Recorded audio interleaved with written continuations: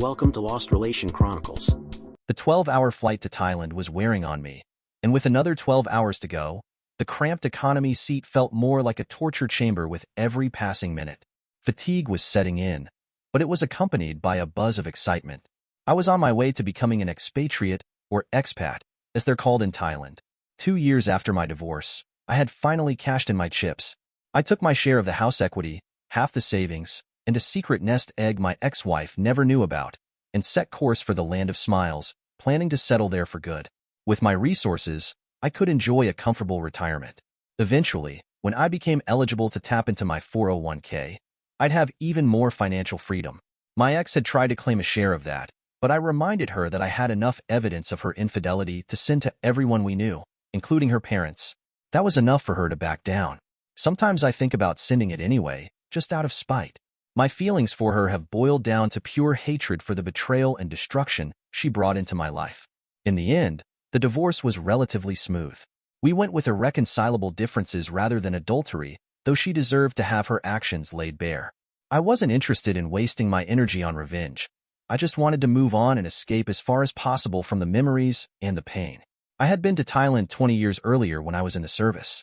I liked the food, weather, and the women, so I decided to begin my new life there. I needed the change. I had no idea what I was getting myself into. Things had to be a lot different there after all these years. I certainly was not the same man.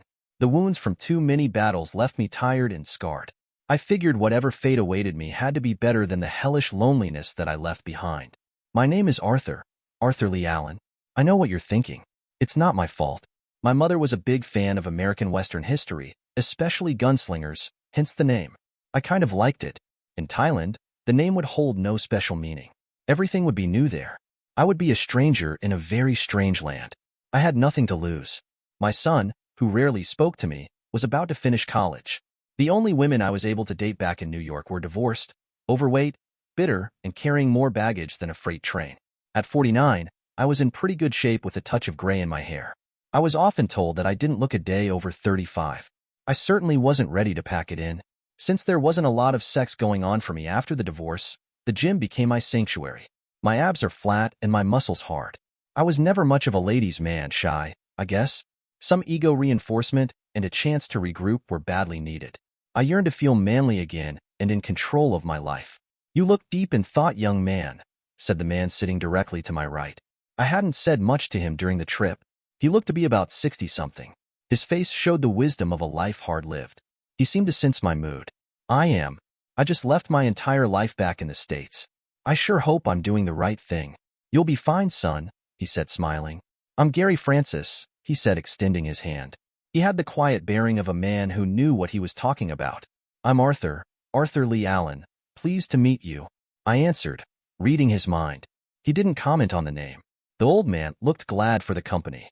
"Glad to meet you, Arthur. I've lived in Thailand 22 years. I have often thought of moving back to the States, but I never will. I will spend my last days in Thailand. I guess you could say I'm a battle-hardened old veteran of the game." I thought of him as the old man in the military sense of using the term to describe a respected commanding officer. "Game? What game?" I said, now intrigued. He looked at me with the patience of a wise and seasoned teacher. The use of the word son drew me to him. For some reason, I trusted him immediately. "You will experience some of the most selfless acts of kindness and generosity imaginable, as well as considerable lies, deceit, and manipulation for the purpose of separating you from your cash. It's the way it is, their way of life. You are about to enter a world of fantasy, son. For them, it's about survival. Pensions and social security are not the rule there. For most Thais, there is no safety net. The object of the game is to survive their world with your wallet, integrity, and pride intact while having as much fun as possible. Many a man has checked his brain at the airport and lived to regret it." He shared with me much of what he had learned. I felt like I should be taking notes. I paid real close attention to his words. I suddenly started to feel overwhelmed and anxious. "You've got to understand that the rules will be different when you leave this plane." "What are the rules?" "Well, to start with, you have never seen so many available beautiful young women. Smile, and they will treat you better than you could ever imagine.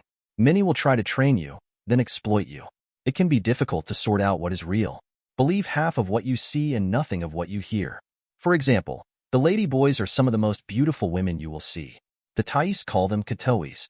Ladyboys? Is that like gay? I asked, innocently. More than gay, they are pre-op and post-op transsexuals. Some of them are truly amazing. It's all an illusion. Much of what you think you see will be an illusion. That's just the beginning. The famous Thai smile is both a sword and a shield. It doesn't mean the same thing as a smile back home. If they smile, you smile.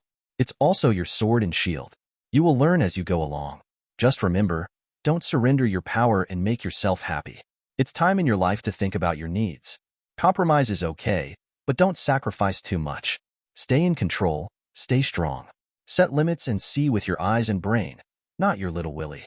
If something doesn't feel correct, it probably isn't. Thai women have no respect for a chicken, so don't allow that to happen. Why would I do that? In Thailand, it's easier than you would think. A guy like you is a ripe target. You want companionship and sex. They want money.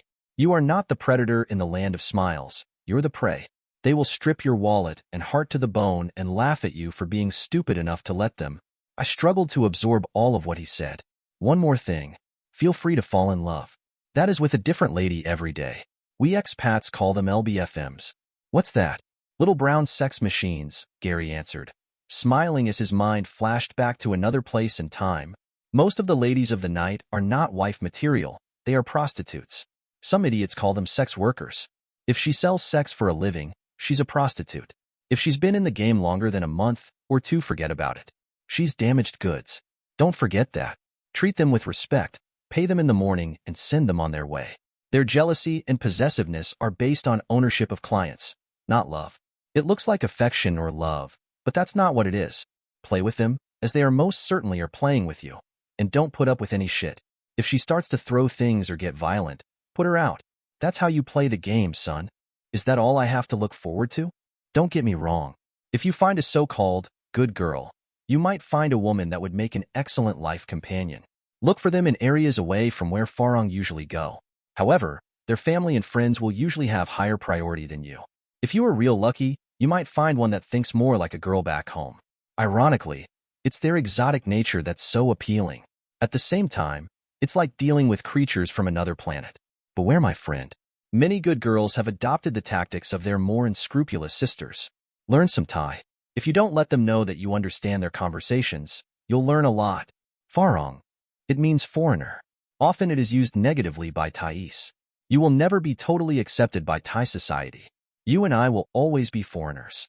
Yours odds improve if she is educated and older than 30. The young girls are just too full of themselves. Most of them don't realize they have a short self-life. Just don't look for your dream girl in a go-go bar. Think of them as attractions in an adult Disneyland. A nice place to visit, but you don't want to live there. The working girls are fun. Accept them for what they are. Love him and leave him. One more thing. Remember, the Farang always pays. They know you are richer than them, therefore, they feel no guilt about you picking up the tab. Good luck, son. You're going to need it. Every day will be an adventure. Expect the unexpected. Don't expect the law to offer any protection. The biggest mafia in the country are the police. Thanks, I'll remember what you said. At least my eyes will be open when the plane lands. I owe you. I hope that our paths cross again. I'm sure we'll talk again, he replied. Your advice is greatly appreciated. I don't know if I'm ready for this. He gave me his phone number. I knew I would be calling him, sooner or later. The plane landed, and we set off to follow our individual destinies. As soon as I left the airport, the Bangkok air enveloped me. It was hot and humid. I started sweating immediately. The air smelled of unknown plant life, auto exhaust, Thai spices, and elements I could not identify. It would take me a while before I adjusted to my new home. I bought a condo and settled into my new life. The next several months were a haze of bars and women. Each promised to love me long time as long as I bought them drinks, paid the bar fine, the fee to take a girl out of the bar, and paid them about 2,000 baht, $50 to $60, the next morning. I never forgot that it was all about the money. All of them very happy to see my money. They truly loved my wallet. As soon as I would enter my favorite bar, I would be surrounded by 3 or 4 near-naked women. I was aware that what I truly wanted, I couldn't buy. A very pretty girl told me that she missed every day and she happy for my return. That was strange. I had never seen her before. I met many expats who had been playing the game for years. They were dedicated sex-mongers, commonly called punters. To each his own, I guess. None that I met seemed really happy. They drank a lot and complained about the Thai way of doing things constantly. After a while, It looked like I had traded one kind of hell for another. They seemed to be lonely even with two beautiful girls sitting on their lap. To me, life had to have some meaning greater than mindless hedonistic self-gratification. Sex without love or real intimacy gets old real quick. Every place I went in Soy Cowboy, Nana Plaza, and Pat Pong, I was greeted with, "Hi, handsome man. What your name? You want buy me drink and pay bar fine me?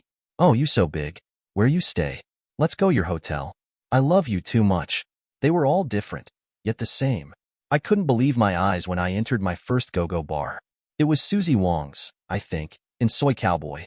There were at least 40 topless dancers flirting with big-bellied customers from all over the world. Some of them danced, while others shuffled their feet. Many of the men were obnoxious and drunk, and the women were young and sexy. The music was loud and smoke hung heavy in the air. It struck me as a strip club on steroids. Every female in sight was on sale. The dancers wore numbers.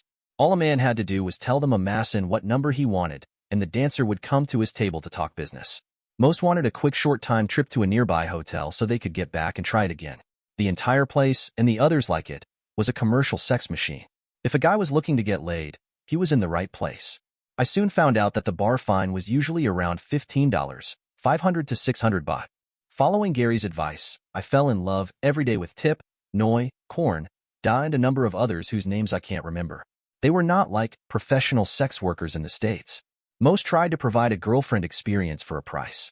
Often money would not be mentioned until the next morning. How much I gave a lady was up to me. The usual rate for a long-time visit, one night, was about 2,000 baht, $50 to $60.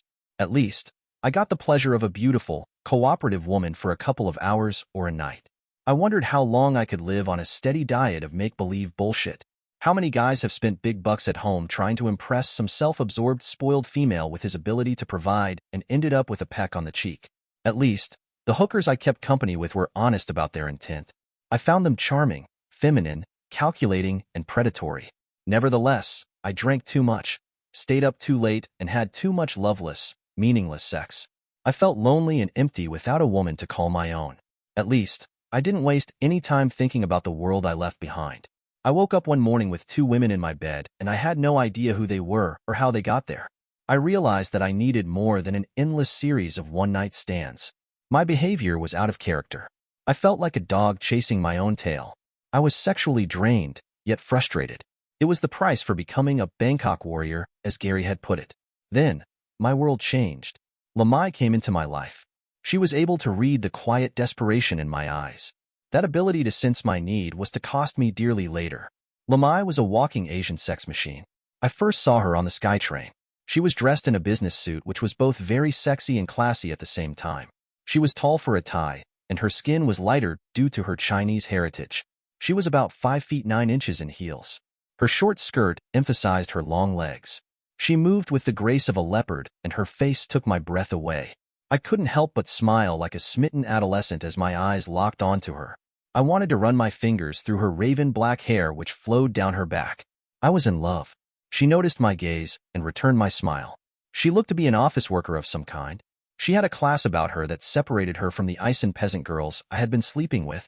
I found out later that she an office temp. At least, that's what she said. I quickly introduced myself and was relieved that her English was pretty good. I asked if she could meet me somewhere for coffee, dinner, a walk in the park, anything. She said she could meet me at Starbucks on Succumbit Road at 6 p.m. We met and my life took a new turn. Time passed quickly. She was easy to get along with and curious about many things. I told her about my life back in the States and how I hoped to meet someone in Thailand to settle down with. Her eyes seemed to light up when I told her that. I wanted to believe the light in her eyes was showing genuine interest in me and not dollar signs. I like Farong Min. Thai man no good. He butterflies too much, cannot trust, she said, searching my face for a reaction. I need man who want to take care of me, and I take good care of him. I 28 now, getting old. I thought to myself, here we go, the same old bullshit. Old? This woman is a vision, a work of art, I thought to myself. In the States, she would stop traffic and cause old men to have heart attacks. She had no idea of how pretty she actually was. Where I came from, men would pay just to talk with her. In Thailand, she was one of many. She didn't look like she was old to me. Lamai was at that age when women begin to blossom to full womanhood. Her easygoing feminine ways felt like quicksand to me, as I was pulled in deeper and deeper. She told me she had to work 7 days a week sometimes and made only 10,000 baht a month, about $260. From that, she had to pay for rent, food, car fare, and send money to her family in the province. She was raised near the northern city of Chiang Rai. I didn't detect any self-pity, just acceptance of her fate. As she spoke, I couldn't help but feel the need to help her, to give her my protection. I hadn't felt like that in many years. She wasn't a bar girl. I felt safe with her. I decided to try to be Prince Charming.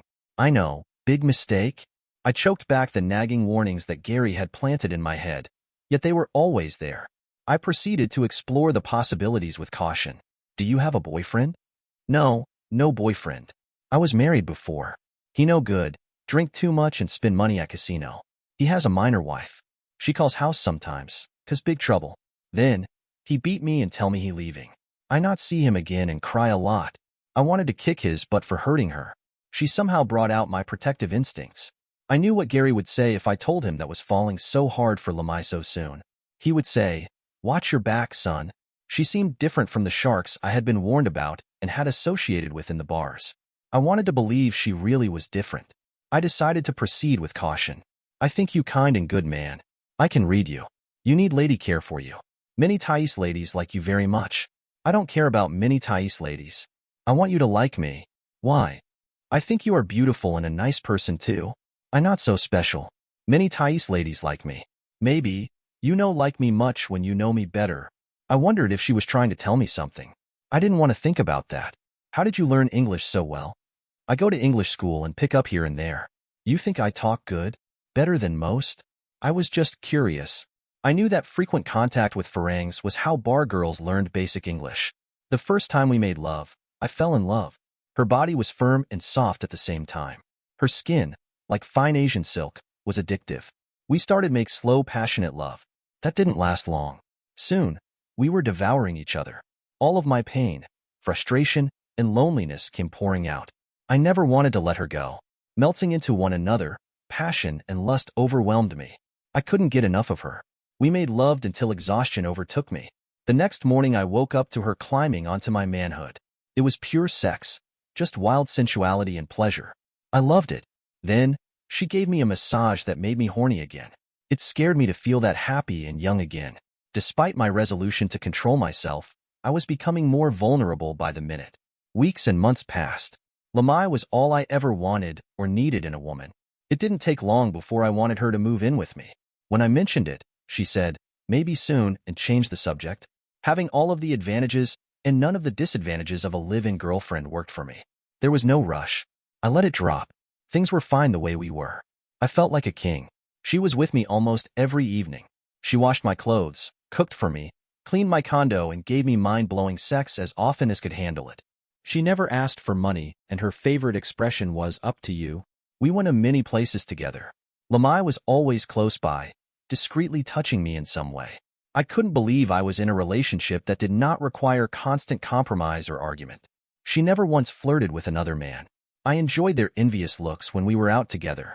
Whenever I took her someplace or bought her a present, she always showed appreciation for my thoughtfulness. I couldn't believe my luck. We took care of each other. I needed to do something to fill my time while Lamai was at work. I found an orphanage not far from where I lived and began to teach English. The kids were fun, and I loved spending time with them. I don't know if I was any good at it, but the kids loved me, and they became important to my existence. I met some dedicated people at the orphanage. There was a young teacher there whose friendly help and pretty face caught my eye. Her name was Thung. I decided not to pursue her. She'd secretly would look at me with inviting eyes, but I was determined to be faithful to Lamai. Thung was the kind of woman that would fully expect the man she had sex with to marry her. She was the definition of a good girl. Temptation to stray was everywhere. In massage parlors, beer bars, and just strolling down the street. I had enough on my plate with Lamai. She didn't leave me with enough energy to deal with other women. When I wasn't teaching, I went to Thai language school. In time, my comprehension became pretty good.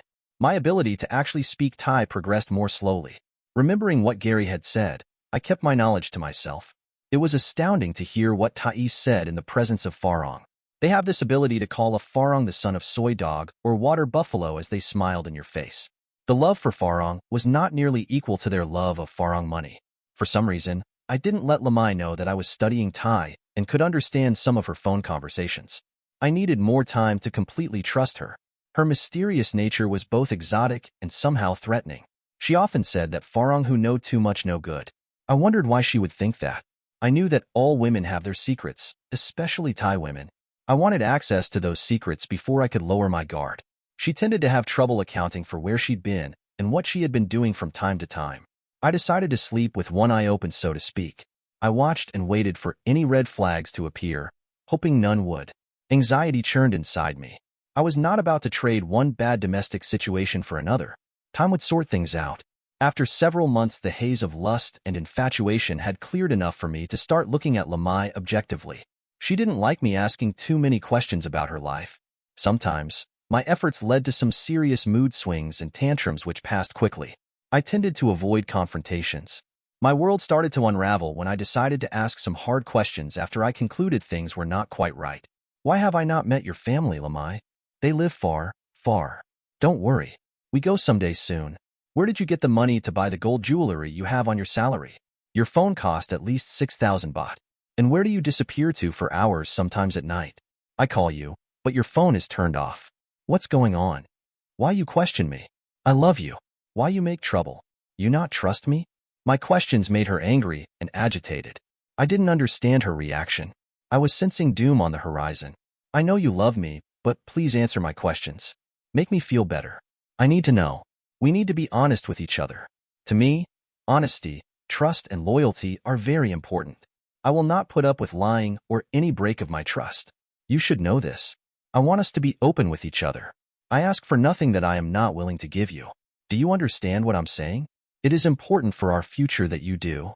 Why Farang always talk of trust and honesty? These things not so important in Thailand. Peace and family, keeping face more important. Farang think too much. I wondered what the hell did that mean? I had the strong feeling that my words and attitude confused her. It was as if she could not comprehend what I was getting at. She could not understand why I was making her lose face through my questions and insistence on the truth, which was extremely important to me. Problems tended to happen whenever the conversation became intense. Our normal ability to communicate became difficult when she didn't want to answer a question or deal with something unpleasant. She would use anger or the pretense of language difficulties to change the subject. I wasn't going to let her get away with it this time. You know, love me. You want to keep me in cage. I need freedom. You not understand me. You only care yourself. She was raising her voice, about to go off. Freedom to do what? I pay the bills and take care of you. What the hell are you talking about? Are you cheating on me? Can I trust you?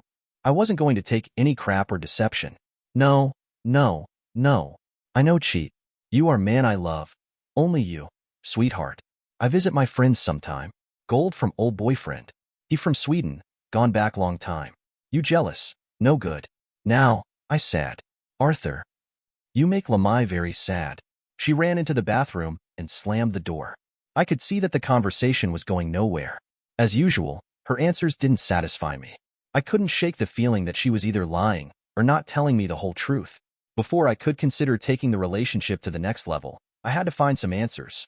Looking back, I was compelled to confirm what my gut was already knew. I needed confirmation. When she came out of the bathroom, she was crying. She ran to me and placed her tear-stained face on my chest. I'm not mad now. I love you too much, sweetheart, she said, dropping to her knees. I was determined to get some answers. Okay, I want to meet your friends. Could I do that? She looked concerned for a minute, then she agreed. The next evening, I found myself in a restaurant filled with Thais. I was the only Farang there. Lamai had invited 5 of her friends to join us. 2 were male. I could understand a little of what was being said. I sat there spacing out, listening to the chatter until I heard one of the males, who she said was her cousin, say something to Lamai. When are you going to make your Farang uncle buy house for you? I know like you sleeping with this ugly water buffalo. You can make him pay 500,000 or maybe 1 million baht sensat. Then, we can be together. Remember, I am your husband. You stink with the smell of this Farang. My first thought was what? Water buffalo. To be called uncle and water buffalo was a major insult and signaled great disrespect. 1 million baht was close to $30,000. Did I hear what I think I heard? Sensat is the Thai version of a bride price. In Thailand, the prospective groom was sometimes expected to pay this to show honor to the bride and her family. Some families extorted this money from Farangs because they could. Sometimes, It was given back to the bride as a kind of marriage insurance. It is a practice that doesn't set too well with most Farangs. Thais expect Farangs to accept their culture and couldn't give a crap about theirs. Lamai and I had never seriously spoken of marriage or Sin Sat. She didn't seem upset by his insults. The scent of betrayal was strong in the air. What was this being together stuff? Husband? My throat tightened with rage, sadness, and pain. Resignation soon followed. I had to accept what I had just heard. I was beginning to feel like an old warrior myself. My world had crashed. Who was this woman? I decided to play the hand out. I wanted to see what would happen next. I controlled the anger building in my heart. I knew revenge was a risky thing in Thailand. There would surely be retaliation from her husband and friends.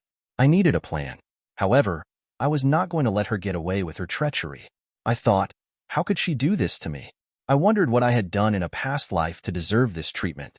I treated her like a princess. It appeared that the reason she never pressured me for money was that I was being set up for the big score. I braced myself for the end of my relationship. I tried to wall off my emotions for self-protection. The end was near. I would miss her. I hoped that in her own way, she really did care for me, or did she? She surely didn't define love the way I did. When she used the word, it was hollow, having little or no meaning. I began to wonder if she even liked me. It was hard to believe anybody could be that good of an actress. When the dinner was over, her friends went their way. I heard the man who had been speaking to Lamai earlier say, "Soon you can come back to my bed and leave this stinking big Willie Farong. You should be with me, your husband. Pressure him. Tell him you must be married soon." He smiled at me as he spoke. It was everything I could do to keep from snapping his skinny neck and hers. Lamai laughed at his remarks. She took my arm lovingly as we walked back into the crowded Bangkok street. I had to be patient, but not too patient. I needed time to put my condo up for sale and arranged to move to the northern city of Chiang Mai. After I took my revenge for Lamai's betrayal, I would move far away. Lamai started throwing very strong hints that she wanted me to make an honest woman out of her. When she went to sleep, I searched her purse for the first time. I found 2 phones. One of them had names like Ryan, Nathan, Luke, and Vince stored in it. I resisted the urge to throw the phone out of the window. She had a date book with client names, dates, and hotels. I felt like such a sucker. The times indicated were all between 6 p.m. and 10 o'clock. After work, she was an escort. That's why she never needed to ask me for money. I had to give it to her. She's good. "Sweetheart, do you love me?" she asked in her most vulnerable voice. "Sure, I do. Why do you ask?" The game had begun. "I want us to marry. When I take you to family, I must say that we will marry." "Why?" "I lose big face and family if they know I sleep with you and not marry." I almost laughed in her face. She was using Thai logic on me. What she said was true, even more true when in the provinces. Too bad she was full of crap and already married. I might have been sympathetic.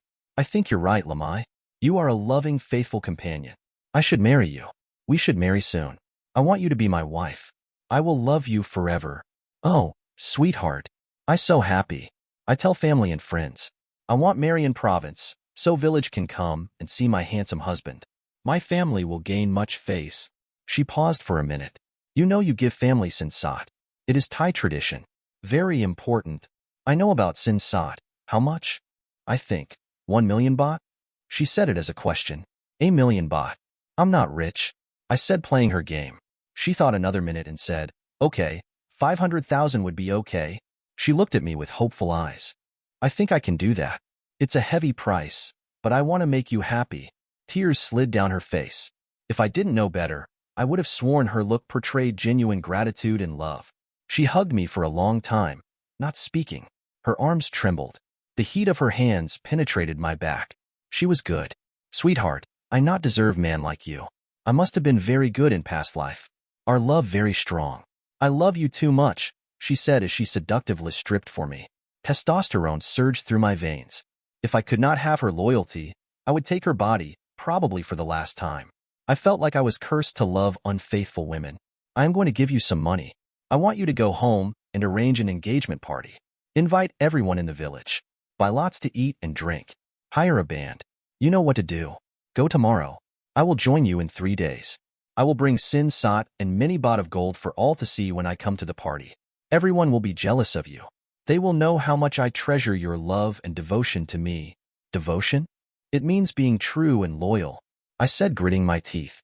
Then I took her. not caring about her pleasure, only mine. I did her with anger and lust. Then we rested exhausted in each other's arms, each lost in their own thoughts. She left the next day to set everything up. I rented out my condo and had my possessions shipped to Chiang Mai. On the day of the big party, I called Lamai. Many people will come. Everyone wants to see you, and my sin sought. I want to see you, handsome man. Please hurry. I wait for you every minute. She was very excited. I will be there. Start the party. I will come soon. I love you, bye. I hung up the phone with sadness in my heart. I would never see her again. The loss of face she was about to suffer would be powerful revenge for her betrayal. On the day of the party, there were at least 200 people in attendance. People danced, ate, and drank with abandon. The messenger that I had hired entered the room and went directly to the microphone after whispering something in a band member's ear. He spoke in Thai. Attention, please. I have a message from the man Lamai is supposed to marry. The crowd hushed, a ripple of curiosity spreading through the room. He says he will not be coming tonight. He will not come because Lamai is a lying, cheating woman who doesn't love him. She's already married and planned to divorce her husband after receiving her sin sought and new house. He says his heart is broken and hopes she spends the rest of her life reflecting on what could have been, until she's old and gray. The room fell silent. All eyes turned to Lamai, who stood frozen in shock, her face an unreadable mask before twisting into a mixture of rage, embarrassment, and disbelief. She trembled slightly as if every eye in the room burned into her. That damned Farang tricked me, she hissed to her husband, who sat nearby looking equal parts drunk and disappointed. Meanwhile, I was adjusting well to my new life. Chiang Mai's cooler weather and fresher air made it a welcome change from Bangkok. I found a small orphanage and began teaching English again, something that gave me purpose. If I ever craved female company, it wasn't hard to find. All it took was a stroll through certain parts of town to hear the familiar refrain. Hello, handsome man. Where are you from? You want Take Me Hotel for Boom Boom? Dear listeners, please share your thoughts in the comments section below and don't forget to like, share, and subscribe.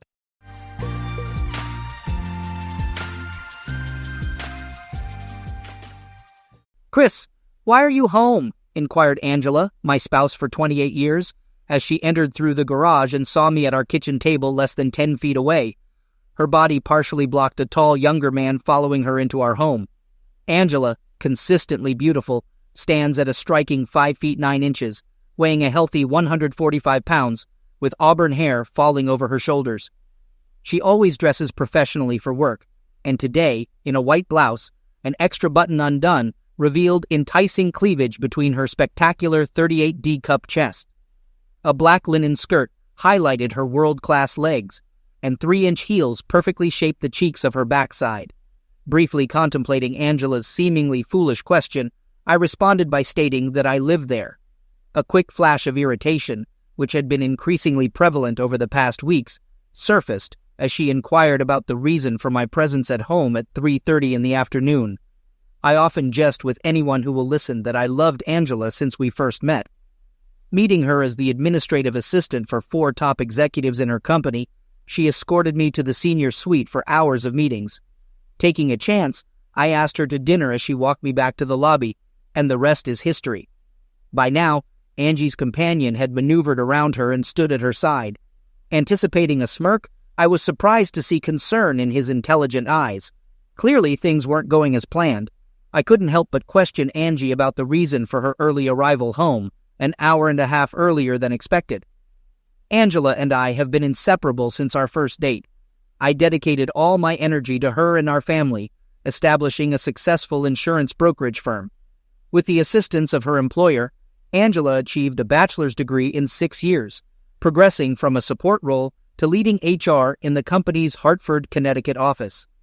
Having loved Angela unconditionally for nearly 3 decades, I faced the transformation she had undergone with determined calmness.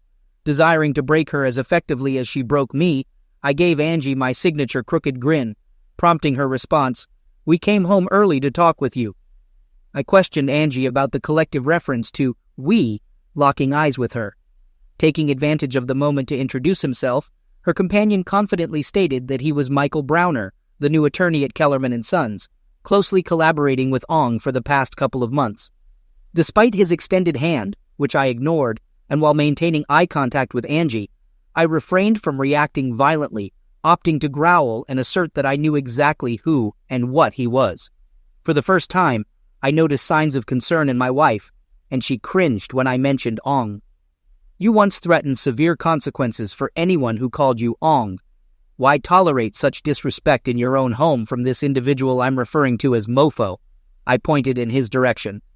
Angie, habitually worried and confused, is a meticulous planner. I was certain she and Mofo had meticulously planned for every possible scenario for this conversation, with every I dotted and every T crossed. In her perception, I was already a compliant, betrayed man. A quick glance at Mofo brought a smile to my face. I was fairly certain his sphincter muscle was tightening, soon to be clenched as tightly as mine. A tumultuous situation was brewing, unlike anything Angie and her companion could envision. Taking 2 or 3 deep, cleansing breaths, I endeavored to push aside the growing rage and disgust into a quiet corner of my heart. Internally, I resolved to proceed, thinking it was time to disrupt their plans once more. I suggested the idea of making 3 drinks and proposed discussing matters in the living room. Angie requested a subdued glass of wine. When turning to the other person, he appeared wary. Responding to my offer, he mentioned Angela's information about my liking for bourbon and craft beer. Nodding, I confirmed as I rose from the kitchen table and headed to the family room's bar.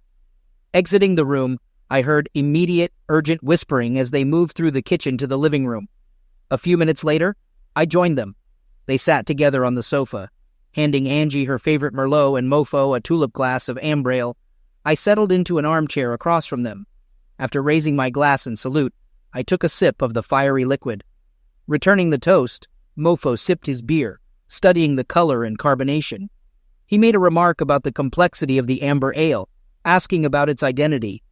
I responded that it was Pabst Blue Ribbon. At the mention of the beer, Mofo's eyes flared with anger, and Angie, appearing confused, mentioned my previous claim that Pabst Blue Ribbon was worse than donkey urine and considered the worst beer ever made. She was midway through her comment when she saw me laughing. She expressed her frustration, stating that I was being rude and condescending during what was supposed to be a calm conversation. I responded with a smile, questioning her accusation and suggesting that we needed to kickstart our conversation properly. I anticipated learning about having a polite, uplifting, and loving discussion from my wife. Angie cringed and avoided eye contact. S. White took over, beginning to discuss matters. I interrupted, directing my attention to him and pointing out his initial use of Mr. Harrington before presumptuously switching to calling me Chris. I insisted on being addressed as Mr. Harrington. As his face began to redden, I concluded with a shrug and suggested the alternative of addressing me as Sir. Instead of allowing S. White to continue, I turned to Angie and asked with heat, inquiring about the topic she wanted to discuss. When S. White seemed prepared to respond, I interjected, informing him that I was addressing my wife and instructing him to sit there, drink his complex amber ale, and remain quiet. Angie, in a state of fury, expressed her discontent with my behavior that afternoon, insisting that it needed to stop. I nodded, giving the appearance of contemplating her request, and posed a question about whether my behavior was better or worse than hers over the last 5 or 6 weeks. Angie, partially confused and worried, asked for clarification. Mofo seemed to hold his breath, perhaps thinking their carefully crafted plan had derailed. Locking eyes with Angie, I revealed that I was disturbed, expressing my uncertainty about what upset me more, her involvement with someone else or her treating me like an imbecile. Angela's expression showed her astonishment. Her eyes narrowed, and she, in a hushed voice, mentioned having more friends at my office than I did. She received an anonymous email 2 weeks ago, warning about my alleged affair. The email included 3 attachments depicting me on a picnic lunch at Middlewoods Park, engaging in hand-holding and kissing. Apologizing for the way she found out, Angela was in the process of figuring out how to continue when I interjected, asking if she wanted a divorce. She responded negatively, moving to the edge of the couch, leaning forward, resting her elbows on her knees, and passionately expressing her love for me. Angela clarified that her involvement with Michael was a short-term fling, explaining that he was new to Connecticut and hadn't made many friends. She anticipated him finding a regular girlfriend once he was settled. Apologetic, she acknowledged that the situation didn't work for her, as she had signed up for a monogamous relationship with a loving wife.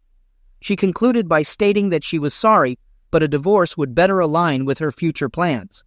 Angela pleaded with me to stop, expressing her disinterest in a divorce and suggesting that I probably felt the same. She characterized her involvement with Michael as a one-time fling, emphasizing that it was nothing more and that it stemmed from her attraction to him and a desire for extra excitement in her life. She assured me that it had never happened before and would soon be over, promising that it would never occur again. After taking a small sip of my bourbon, I remained silent for a few moments before responding. I pointed out that her promises held no meaning and asserted that everyone in the room knew she was a liar. Anticipating Angela's reaction, I continued, questioning why I should believe this was her first affair and suggesting that it could be her 51st. I urged her to think about our shared efforts in building a family and mentioned that, with Kelly married and contemplating starting her own family, we could now slow down and plan for a wonderful retirement. I expressed the belief that in a few years my fling with Michael would be long over and forgotten. I rose from my seat and, without inquiring if anyone desired another drink, walked to the din and replenished my glass. I was certain my lack of courtesy did not go unnoticed by the two individuals in the living room. Upon my return, I observed them huddled together and engaged in a whispered conversation. Mofo sought permission to speak, asking if he could express a few things. In response, I allowed him the floor with a disgusted reply. After gathering his thoughts, he conveyed that Angela was correct in characterizing their relationship as a short-term fling. He expressed regret for getting involved with a married woman, emphasizing that it was something he had never done before. Acknowledging the connection they shared, he spoke about Angela's exceptional qualities. While understanding my mention of divorce in the heat of the moment, he cautioned against it in the long term, noting the decades we had invested together and advising against throwing it away. Additionally, he mentioned Angela's initial concerns about the prenuptial agreement, suggesting its vulnerability due to its age and changes in the legal landscape. He dismissed its enforceability, claiming proof of infidelity was lacking. I pondered how my wife had become so misguided as he concluded his legal summation. Turning to Angela, I expressed my inability to understand her choice of seeking legal advice from a corporate attorney who graduated in the bottom quarter of his class from Texas Southern University Law School, a consistently ranked among the top 10 worst law schools in the country. I questioned how she knew that S-Wipe didn't finish, explaining that knowing one's enemy was one of my mottos. Redirecting my attention to Angela, I inquired about her plan moving forward. After taking a few moments to think, she disclosed that she and Michael were spending the weekend together. She detailed their itinerary, mentioning her presence at his apartment that night and a trip to New York City the next day. They planned to stay there Friday and Saturday night, with her returning home on Sunday. Despite being aware of their exact plans, the audacity of my wife's statement deeply saddened me. I expressed my disappointment, hoping she could perceive the profound sadness in my eyes. I pointed out the impact on our quarterly getaway weekend tradition to New York City, filled with memories of spectacular sights and heartwarming experiences such as award-winning Broadway plays, concerts, and sporting events. I conveyed my feelings about the tarnishing of those memories and expressed concern about the change in Angela, comparing her to the person she was involved with. Angela sensed my devastation and responded accordingly, but I was too consumed by the voices in my head urging me to end it. Turning to a very concerned Mofo, I questioned him about his wife's reaction to his involvement with mine. Angela urged me to stop, explaining that Michael was a widower and his wife had passed away several years ago. Even Mofo displayed some decency, cringing at my wife's last statement. I smirked and addressed Angela, remarking on the contrast between Michael and her. Without pause, I inquired about her being widowed, and Michael hesitantly confirmed it. I reached down and retrieved a manila folder from the backpack next to my chair. After opening it and scanning the first page, I revealed details about Michael's late wife, Dr. Cynthia Browner. She was an emergency department surgeon at Ascension St. John's Hospital in Detroit, with a husband, Michael, and 2 daughters, Katie and Lacey. The document mentioned her resignation and relocation to the Hartford, Connecticut area, to join her husband immediately after her children finished school. Despite my dissatisfaction with my marriage, I couldn't help but find the look on Angela's face amusing. Angela confronted me about the revelation, asking if I had lied to her. In response, I couldn't contain my laughter, expressing amusement at the situation of a cheat and a liar accusing each other of dishonesty. Michael intervened by reaching out and cupping Angela's hand. Just before I could protest, anger boiling inside me, I realized something unsettling. I just didn't have the energy to care anymore. Angela's companion Ong began apologizing, confessing to his deceit and professing his desire for her. It was sickening to hear. He stood there, holding her hand, making plans for their future together as if I didn't even exist. Angela, after a brief moment of contemplation, took his hand and turned to face me, promising to cut ties with Michael and return to being the loving wife she claimed to be. As they exchanged words, my heart sank further. It was like watching my world crumble before my eyes. Finally, I gathered the strength to speak up. I requested their attention, asking for the chance to lay out my thoughts and feelings, to be heard amidst their betrayal. They exchanged uncertain glances, unsure of how to respond to my request for fairness. I pushed the issue, emphasizing the importance of giving me just 30 minutes of their time. After some reluctance, they finally acquiesced and took their seats. With practiced ease, I set up several Zoom meetings, a skill I had honed during the COVID-19 pandemic. As the TV screen flickered to life, I addressed Peter and Lou, asking if they could hear me. Once the introductions were made, I stunned Angela and her companion by revealing the presence of Lou Baird, my new divorce attorney, and Michael Browner, a corporate attorney. Handing the floor over to the attorneys, Lou wasted no time in laying out the situation. He informed Angela, now addressed as Mrs. Harrington, that he was representing me in our impending divorce, and that papers had already been filed. He gave her a deadline to secure her own legal representation and arranged to be served, warning of the consequences of non-compliance. Lou disclosed that infidelity was cited as the cause for divorce, supported by detailed evidence collected by a private investigator documenting her affair with Mr. Browner. Their shock was palpable as the reality of the situation sank in. As Lou concluded his remarks, I placed a second manila folder onto the coffee table in front of Angie, causing both of them to react with surprise at the loud sound. I informed them that it contained a copy of our divorce petition, along with the private investigator's report. As Asweep reached for the folder, Angie briefly glanced back at the screen.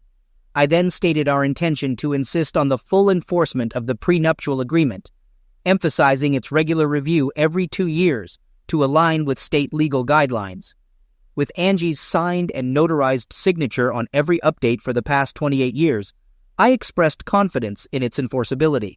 Next, I conveyed the decision made by the board of directors of Harrington Brokerage the previous night, which relieved Angie of all corporate responsibilities and severed her association with my firm entirely. I outlined the timeline for returning her company car, canceling company credit cards and cell phone, and terminating memberships to various clubs. Additionally, I mentioned the cancellation of joint credit cards and the freezing of joint financial accounts, all in accordance with the prenuptial agreement. We then detailed our request for an 80-20 split of assets in my favor, including the retention of the house free and clear by myself, along with the request for expedited eviction and a 30-day period for Angie to remove her personal belongings from the property. I mentioned the absence of alimony and child support and noted that there were additional claims which Angie's attorney could explain. Lou concluded by asking if there was anything he had missed, to which I responded that he had covered all the essential points, expressing appreciation for his thoroughness. As the TV screen went black, Angie immediately stood up and exclaimed that they should wait. She turned to me and requested to bring them back as she had questions. I responded by informing her that it doesn't work that way, and she would need to hire her own lawyer to get answers. Angie then expressed her frustration, threatening to destroy me. With a smirk, I turned to her companion and inquired about his legal opinion on the potential impact of this development in the divorce. His lack of response caused Angie to sink back into the couch, visibly distressed. I couldn't help but smile widely as I waved the TV remote at her before pointing it at the TV again. As the second Zoom meeting commenced, I addressed Jake and confirmed if he could hear me. He responded, stating that he had a conference call to attend and needed to keep it brief. He proceeded to inform Browner of his termination, stating that his personal items were being removed from his office and would be left in the lobby, with a 24-hour window for retrieval before disposal. Jake mentioned that there would be no recommendation provided to Angela. I could sense Angela's fear as her boss's voice slowed down and sighed. Observing her shaking, I realized she was terrified. Despite expressing disappointment in Angela's behavior as a senior member of his staff, Jake acknowledged her 29 years of exemplary service. However, he announced that her position in Hartford had been eliminated and offered her a similar role at their facility in Albany, New York. He gave her a week to decide on the transfer and 30 days to complete the relocation. The screen went blank again, leaving Angie in tears while her companion slouched back on the couch. I was purposely smirking at Mofo. When he saw me, his rage started to build. He was younger, bigger, and, I'll guess, stronger. Unfortunately for him, he was as stupid as a bag of rocks. As Mofo was ready to explode, I once again waved the remote, pointed it toward the TV, and pressed a button. The screen lit up, and I asked, "Dr. Browner, can you hear me?" Mofo and Angie sat in stunned silence. They were white as ghosts, and their mouths were hanging open. The face of a beautiful blonde filled the screen. Cynthia addressed Michael, informing him that she had filed for divorce and that he should expect to be served in the coming days. She stated her intention to remain in Michigan with their children and mentioned that she had managed to retain her position at the hospital. Michael pleaded with Cynthia, asking her to reconsider and suggesting that they could work things out, insisting that his affair was just a fling. The expression on Cynthia's face, as seen on the screen, indicated her disgust. Cynthia dropped a bombshell, revealing Michael's repeated job losses due to his infidelity. Her additional investigation, following Chris's prompt, painted a damning picture. She listed off the names of Angie's associates, detailing Michael's affairs with each of them. Angie remained silent as Cynthia laughed off any expectation of an answer, declaring Michael unwelcome in her home and requesting his address for his belongings. As the screen faded to black, Michael's threat sent a surge of adrenaline through me. Without hesitation, I retrieved my Colt .45, aiming it squarely at him. The sight of the weapon seemed to physically stagger Michael, but I didn't flinch. I laid down the law, giving him a choice: leave or stay quiet. His silence was the only acceptable response, and thankfully, he chose to comply. Turning back to the screen, I caught sight of Angie's tear-streaked face, her anguish evident. It was a gut-wrenching sight that stirred a mix of empathy and resolve within me. Angie disclosed that she had been seeing a counselor for the past 2 weeks, which prompted her to groan and cry. She expressed frustration, remarking on the irony that despite her actions, she was the one seeking mental health support. I responded with a laugh, acknowledging the absurdity of the situation. Later, I recounted to Angela an insightful question posed by Dr. Waters during our counseling session. She asked whether I understood the saying, "Love is blind," which struck a chord with me. I reflected on how my love for Angie had blinded me to her flaws, even to the point of ignoring her infidelity. Despite everything, I conveyed the depth of my love for her, expressing doubt that she would find anyone else who loved her as intensely as I did. Angie, still visibly upset, explained that she intended to continue seeing Dr. Waters, emphasizing the importance of having someone trustworthy to confide in, especially after such a traumatic experience. She expressed disbelief at the extent of the humiliation and disrespect she endured from someone she loved deeply. However, she remained optimistic, stating her determination to overcome the hurt and move on from the relationship. Angie mentioned discussing her plans for the day with Dr. Waters, who had reservations about seeking revenge, but approved of the first 3 Zoom meetings as a form of payback. However, Dr. Waters advised against the next Zoom meeting, fearing it might set back Angie's personal recovery due to the emotional pain it could cause. I've considered it and will acknowledge that Dr. Wilson is probably correct. The upcoming Zoom meeting is likely to do more damage than good, but I don't care. This meeting will hurt me, but it will cripple you. As I held up the remote for the 4th time and waved it at Angie, she shrunk back into the couch. In a panic, I pointed it at the TV and pushed the button. All eyes were riveted to the screen, and when the face appeared, Angie expressed distress, murmuring in anguish.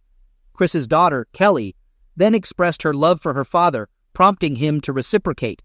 Angie cried out, questioning how Chris could treat her so poorly. Kelly interjected, revealing that she had overheard Angie's conversation with her boyfriend and was aware of their actions and plans. She expressed her disappointment and disgust towards her mother, calling her actions grotesque and pitiful.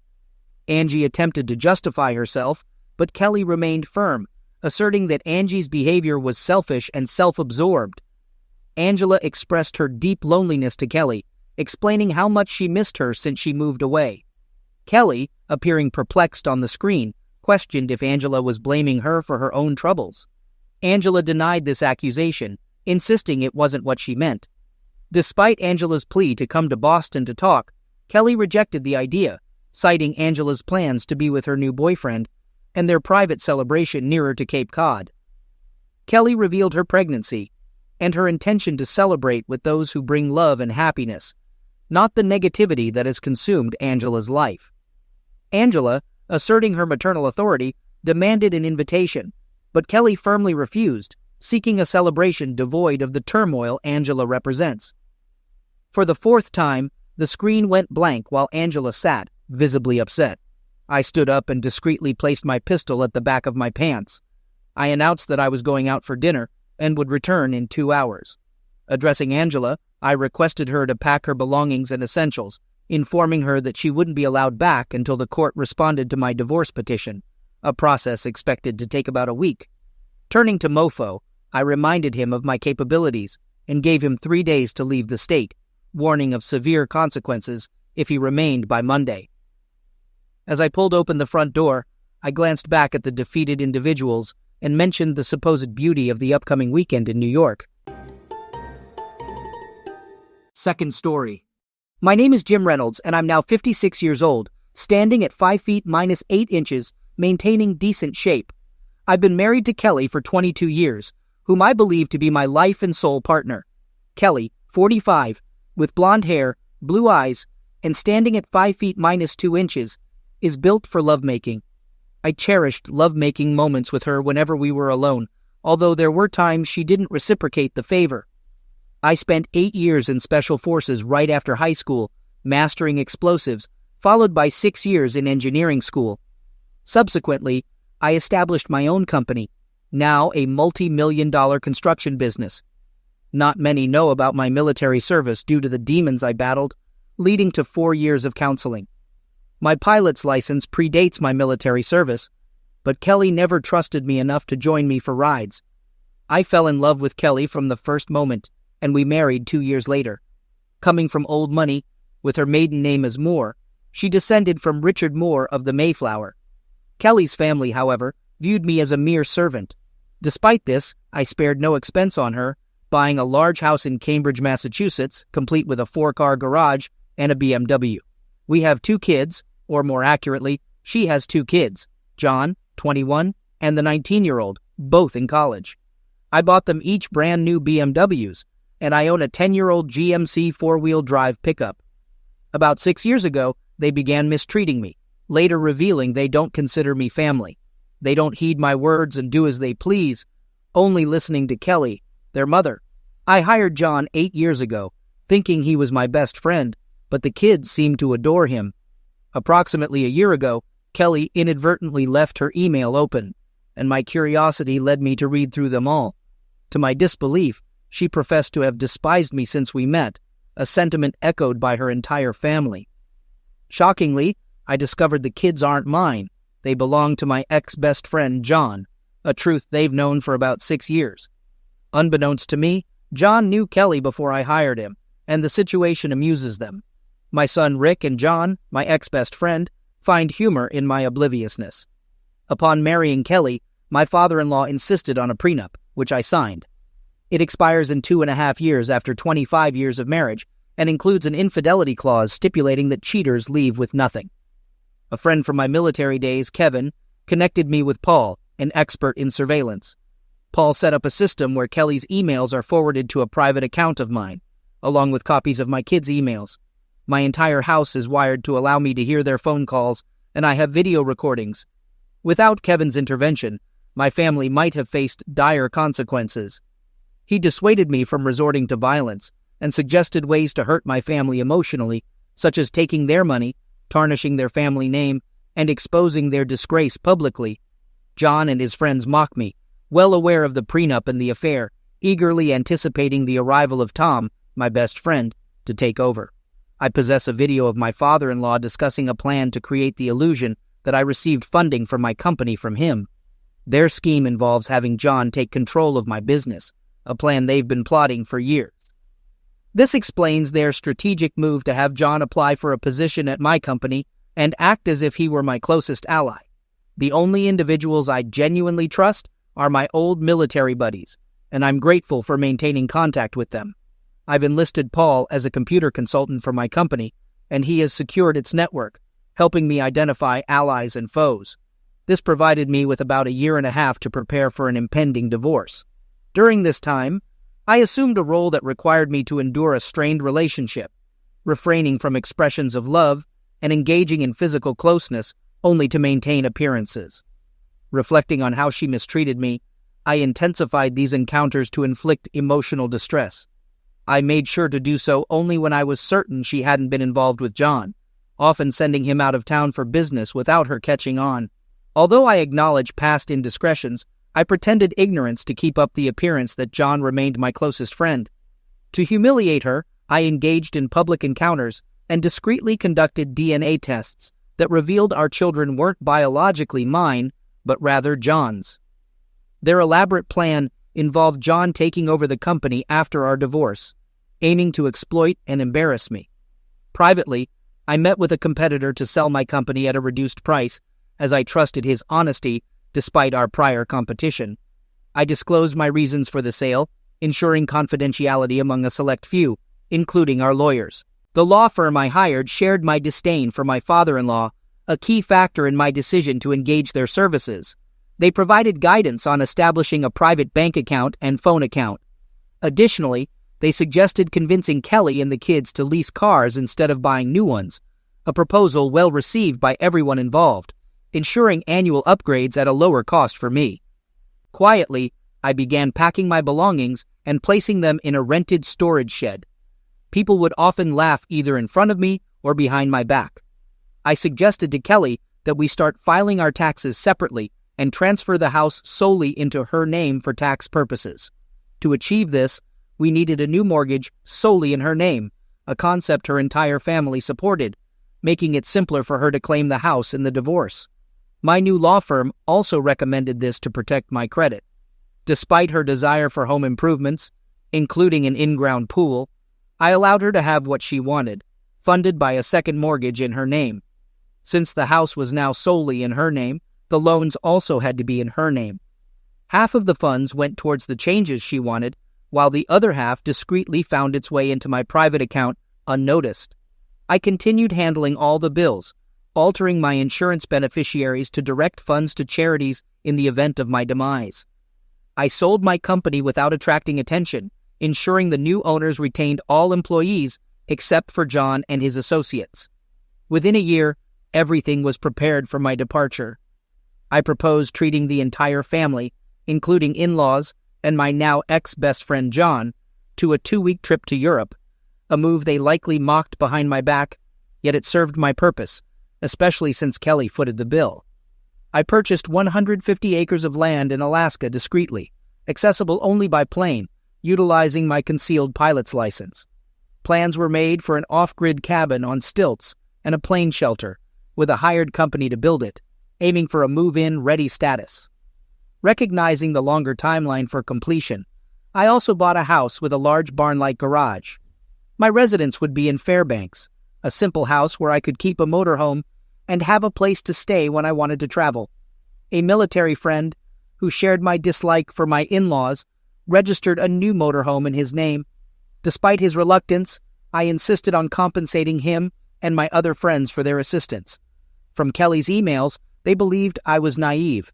I ceased payments on the house, their cars, insurances, and utilities, all in Kelly's name. Thus, her credit would suffer, not mine. Establishing a P.O. box in Kelly's name, I had all bills sent there. creating an illusion that I was managing their finances. When the divorce is finalized, her credit will be impacted, and with no alimony payments due to unemployment, they won't uncover the details of my company's sale. All the funds went to an offshore account, creating the appearance that I lost the company to the new owners. Moreover, my plan involves disappearing. Just before the trip, I informed them of a company emergency, stating that I would join them later. Their lack of concern and happiness about my absence didn't go unnoticed. On the night prior to their departure, I made sure Kelly would remember me vividly.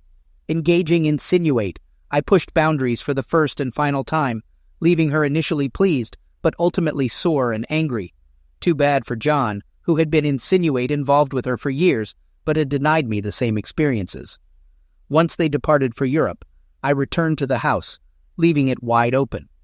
My friend Paul retrieved surveillance equipment, and I paid a moving van company in cash to transport my belongings to Alaska.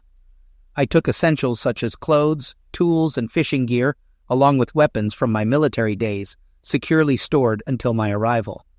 Leaving all furniture behind, I ensured they wouldn't discover my destination, leaving no paperwork mentioning Alaska.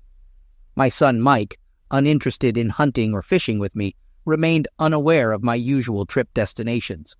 I retained my old phone account to keep Kelly oblivious to my plan, intending to close it out in about a month. Upon departure, I left my old phone with a colleague, instructing him not to answer calls from my wife, but allowing him to make calls for a month. Subsequently, I visited my in-laws' house with my keys, turning on all lights. Utilizing Mike's laptop, I posted on a college website about a week-long college kegger party at their house, anticipating potential chaos. Recognizing their frugality and preference for John, I closed all bank accounts and canceled credit cards from both my wife's and my accounts, totaling $50,000. I sold my truck to a car dealer, and after 3 days, departed for Alaska without disclosing my destination. Monitoring events through my wife's emails, no one, including my wife, kids, in-laws, or ex-best friend, made any effort to inquire about my whereabouts. They enjoyed thinking everything was my responsibility, unaware that my wife Kelly was the one funding it all. I took my time enjoying the sights while crossing the country, relying solely on cash for expenses. I drove to Bellingham, Washington, hopped on a ferry to Valdez, Alaska, and then continued to Fairbanks, all without needing a passport. By the time I reached Washington, Kelly and her family had returned from Europe, finding their homes and properties wrecked, completely unaware that I orchestrated it. Surprisingly, they hadn't noticed my absence, being more concerned about their houses than my departure. It was the police, not my so-called family, who started inquiring about me on that Sunday, a day after their return to the United States. Granting my attorney written power of attorney for my divorce, I informed them that I would check in 2 weeks later without revealing my whereabouts. On Monday morning, Kelly received her infidelity divorce papers. Although I wanted to sue John for alienation of affection, Massachusetts law prohibited it due to numerous lawsuits against state politicians. Nevertheless, John and his associates lost their jobs as per my agreement with the new company owners. With all his belongings gone, it was a shame. Kelly found herself owing more than she had in the bank, pursued by creditors, and her cars repossessed. Power and water were cut off. Property taxes and both mortgages were overdue, forcing her and her spoiled kids to move into her parents' hotel since their home was completely trashed. Her parents had to rent cars for the entire family. Feeling empathy for their difficulties, John also had to move in with them, pleading with Kelly's parents for a rental car. They transitioned from BMWs to less impressive vehicles. Kelly and her family hired private investigators to locate me, while Kelly's attorneys attempted to stall the divorce, a futile move. The case gained public attention with DNA test results and explicit videos circulating online. Audio recordings exposed the affair's duration, family involvement, and their plans to ruin and humiliate me publicly, seize my company, and their disdain for the middle class. Videos and audio of her family bribing politicians and public officials and mistreating honest individuals were disseminated on various websites. The divorce eventually concluded. The judge assigned to the case had to recuse himself as he was one of the exposed, paid-off public officials. Though I reached out to the kids, they ignored me. 5 years later, during a visit to Boston to finalize some old business, I went to a restaurant frequented by her family. They walked past me without recognition. Now, sporting long gray hair, a beard, and in better shape, I asked my waiter to send their table a bottle of champagne. The entire family looked 20 years older. They stared at me, and after a few minutes, Kelly yelled, "Oh my God, you son of a Grimalkin!" She recognized me and revealed my identity to them. John attempted to confront me, but with one punch, I knocked him out. When his son approached, I subdued him, but not completely. Kelly ran up, berating me for ruining her family and hurling insults. The police arrived and arrested me. I had the waiter contact my lawyer since I doubted the police would allow me to. They reviewed the surveillance tapes, confirming my calm interaction, and subsequently released me. The footage depicted me sending champagne and calmly conversing with them, highlighting my self-defense stance. Without my lawyer's foresight in preparing for such incidents and securing copies of the surveillance tapes, I believe the police wouldn't have released me, given their connection to my father-in-law. Kelly phoned my hotel room, requesting a conversation. We met in the hotel lobby, ensuring our discussion was recorded. She questioned why I had taken such actions against her and her family. I looked at her in disbelief, calmly revealing that I discovered their plot against me and acted preemptively. I disclosed my awareness of her ongoing affair with John, questioning why she married me if she harbored hatred. I refrained from mentioning the Wired house or spying through her email. They lost their house and cars. Mike lost his house and truck. Forced to live with her parents, Kelly dismissed it as nothing personal, initially escaping her family. She admitted finding pleasure in manipulating me and enjoying the situation involving John. I asked why she didn't divorce me when she met John, and she claimed it was initially enjoyable, ensuring she'd gain everything. I left it at that, returning to my room without further comment. The next day, I departed, heading back to Alaska to relish a peaceful life. I left them to grapple with the ruins I caused in their lives: credit, finances, pride, and reputation, far preferable to resorting to violence. They will have to live with the constant reminder of me.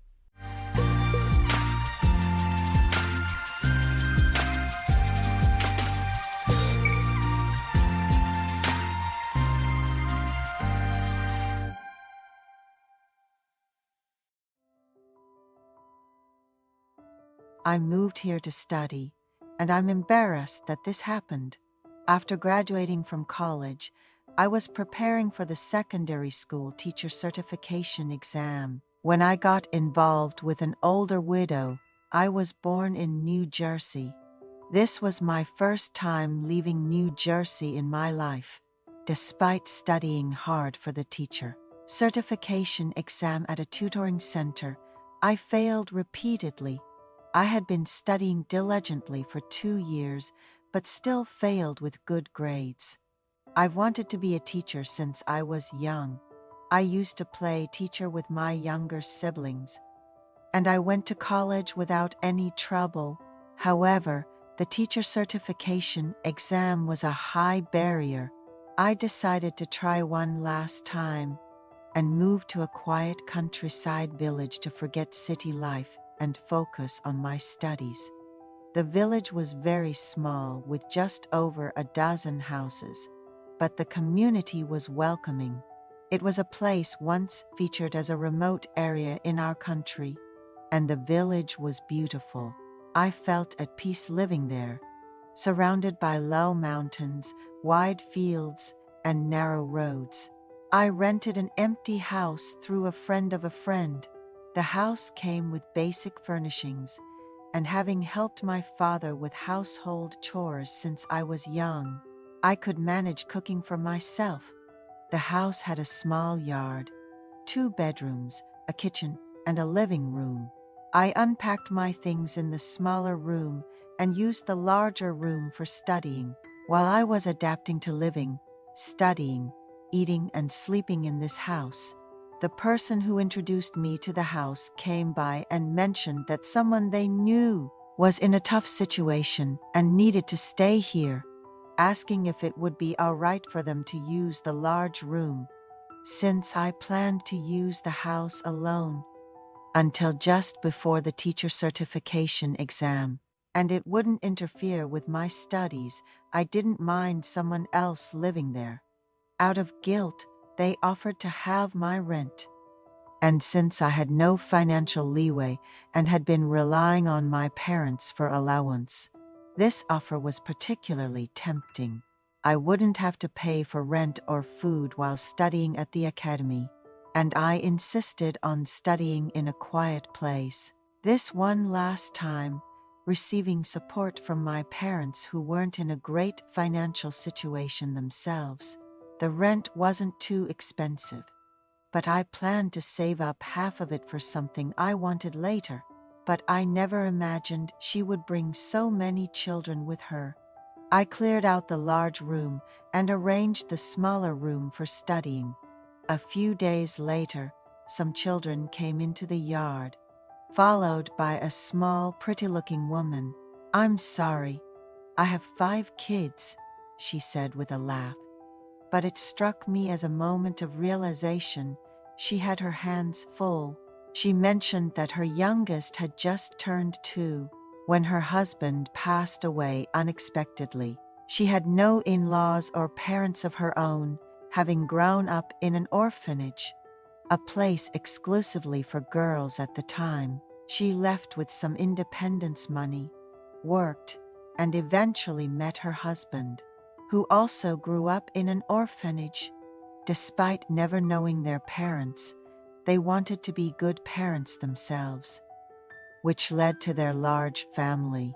After her husband's sudden death, she discovered he had taken out loans in preparation to start a franchise business.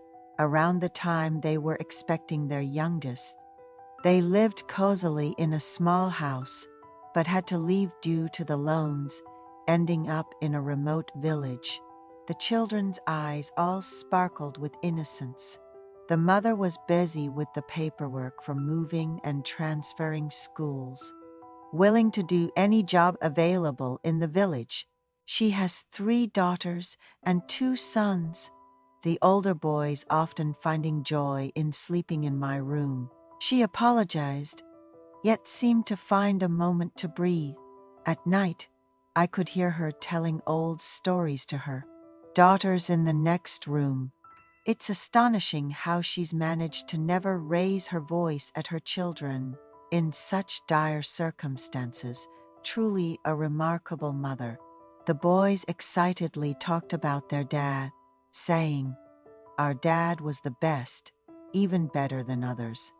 He didn't go to college, but was smart up until high school. He would teach us kindly whenever we asked and helped with chores." The eldest son added, "If Dad were here, we could have started the store, paid off the loans, and gradually improved our situation. But now it's really tough," his mood quickly darkening. Despite the noise of 5 kids, which could sometimes be overwhelming, their family seemed powered by love, capable of overcoming any challenge. Then, one night, I heard her sighing in the next room. "Honey, why did you have to go first? How am I supposed to live? I'm barely getting by in this remote village we've never been to before." Her monologue, filled with sorrow, touched my heart. Living in a single room with 5 children must be incredibly challenging. Strangely, I found myself increasingly concerned about her. In the morning, she would send the 4th and youngest to daycare, working wherever she could find piecemeal work or at a nearby small factory to earn their daily wages. Raising a brood of kids, she had honed her cooking skills to perfection. She could whip up an array of dishes in no time. I used to skip breakfast, only eating lunch and dinner. But once she started preparing meals, I joined her at the table. We had plenty of side dishes sent from home and brought over by our kind neighbors, so cooking rice was all that was needed. However, she insisted on making fresh dishes for the kids. Having been used to cold leftovers, the warmth of her freshly prepared meals felt like a comforting layer of oil coating my stomach. Gradually, I began to comfortably accept her cooking and resolved to help her without complaint if the opportunity ever arose. One breezy autumn night, waking up to use the bathroom, I heard noises from the kitchen. There she was, drinking water from the fridge. "You're up. It's 2 a.m. You should be sleeping," she said. "I can't sleep. My life feels so pitiful and I miss my late husband. But if I want to adapt and survive here, I have to take any job that comes my way," she sighed. Living together for a few months, she found comfort in my company. She always wanted to show a strong front to the kids and never complained. But that night she opened up about her struggles. Before moving here, she had faced numerous temptations from her husband's friends and colleagues, but with no parents or siblings and 5 kids to care for, she couldn't accept any offers, no matter how favorable. She then asked, "You seem like you'd make a great teacher. You're a genuinely good person. Do you have a girlfriend in New Jersey?" "I've put off dating until I pass my exams," I replied. I saw a mix of relief and something else in her expression. Becoming a widow in my mid-30s and still thinking about men. "I guess I'm not over it," she said, looking at me. And that night, in the living room, we became one. The fear of waking the kids was palpable. After accepting me, she even shed tears. And as time went on, we found more moments together when the kids were at school. One day, I rushed to work after a hasty morning and ended up nodding off at my desk. "What about me?" "But somehow I study better," I joked, looking at her. We spent a long time together in the living room after the kids fell into a deep sleep. Through this awkward cohabitation, I finally passed the teacher certification exam on my 3rd try. It was a bittersweet farewell when I returned to New Jersey, but we've kept in touch ever since. She seemed to have settled into life there, making the most of the benefits available to children from agricultural and fishing communities. I met my current wife at the school where I started working. She's a year younger than me, a beloved moral education teacher, known for her warm approach to the kids and immensely popular among them. I might be bragging, but I was even voted the most handsome teacher by the students. After 4 years of teaching, her kids have grown up. 2, her eldest is now in their senior year of high school. She married a wealthy bachelor from the area, known for his prosperous farming. He's a professional farmer, specializing in cultivating exotic crops for export. She sends me these special crops as a way of repaying the kindness I showed her and her family during their toughest times. I tell her to not worry about me and to live comfortably, but she says she can't forget how I generously offered them a large room and accepted them when they were in dire need. She wishes I'd think of her as an older sister. I laughed and said, "All right, sis. If your husband ever gives you trouble, just tell me. I'll be your brother and sort it out." I never imagined such events unfolding while studying in such a remote area, but I'm thankful everything turned out well in the end. Mr. De La Cruz just ended a phone call, looking really happy. Using my skills, I moved over $10 million through 4 countries and 12 banks, successfully handling his funds and protecting him from government scrutiny. I'm Tony Cardone, known and respected for my expertise in moving money, hiding funds, and keeping people safe from legal issues. I don't ask where the money comes from, and I don't interfere with their business. To protect myself from legal issues and stay morally upright, I follow a simple rule. Don't ask questions to avoid being lied to. My work has earned me a good income. Using my strategies, I have 16 bank accounts in 8 countries, 10 crypto wallets, and a company that manages my house, cars, bills, and expenses.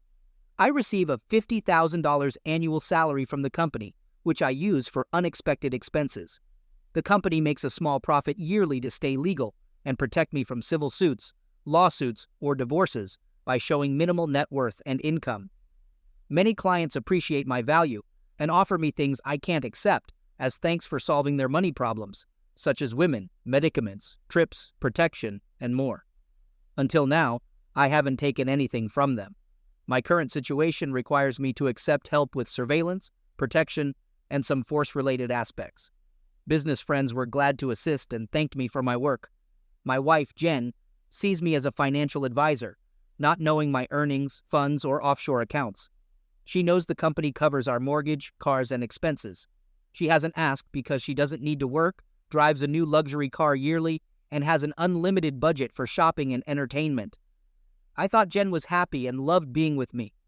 Throughout our 5-year marriage, we had satisfying and frequent closeness, making it feel like paradise.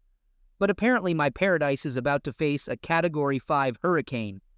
Jen and I dated for 2 years, got married at 25, and have been married for 5 years. Jen just turned 30 with attractive features that make her a dream trophy wife. Blonde hair and amazing blue eyes can charm any man. Despite constant attention, she proudly displays her marital status. Before we married, I found out she dated a man named Josh Winters in college.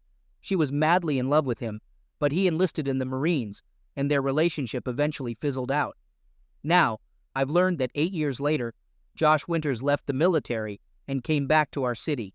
Jen couldn't move on from her feelings for him. When Josh finished his 2 tours, he naturally reached out to old friends, including my wife. Jen had always been enchanted by him, and after getting her cell phone number from a mutual friend, he texted and called, trying to reconnect like in the past. Jen started acting differently about 6 weeks ago, probably feeling guilty about her secret communication with Josh. She engaged in excessive attention and additional closeness activities with me, which was pleasant but unusual for Jen. Although she was always cheerful, it was evident from her actions that something had changed. I didn't wait and paid closer attention to Jen. During a weekend barbecue, a friend mentioned Josh, stating he was back in town. I inquired about when he returned, and it coincided with the changes I observed in Jen. The next day, I called a business friend, informed him of the situation, and mentioned I might need his help. He was excited to help me, considering the money I made for him and how I kept him out of trouble with the feds. I provided names and information, and he assured me they would contact me soon. Who knows what these guys do? However, they swiftly provided me with a 4-inch dossier on Josh Winters, containing almost his entire life history, from a copy of his birth certificate to college records, family tree, and military records. I knew more about this guy than his own mother. I also received a daily printout of his text messages, including over 15 messages per day, to my wife. I was told not to ask where they got this information. Initially, the messages were friendly, what you'd expect from an old friend. However, after the first week, they became close. I was relieved to see Jen halt his advances, but after another week of his persistence, he managed to overcome the barriers, and she began to flirt back. My anger grew because I knew Jen still had feelings for him, and I sensed trouble ahead. After 4 weeks of flirting and texting, he convinced Jen to meet him for lunch. Shockingly, he even had the audacity to ask her to wear something handsome for him because he missed her so much. To my horror, she agreed and even asked if she should forget her underwear. My anger reached a level I hadn't felt in a long time, just like old times. I sought advice from my business partners on how to deal with this situation. We agreed it would be best for me to meet them face to face during their lunch, with someone nearby for protection if needed.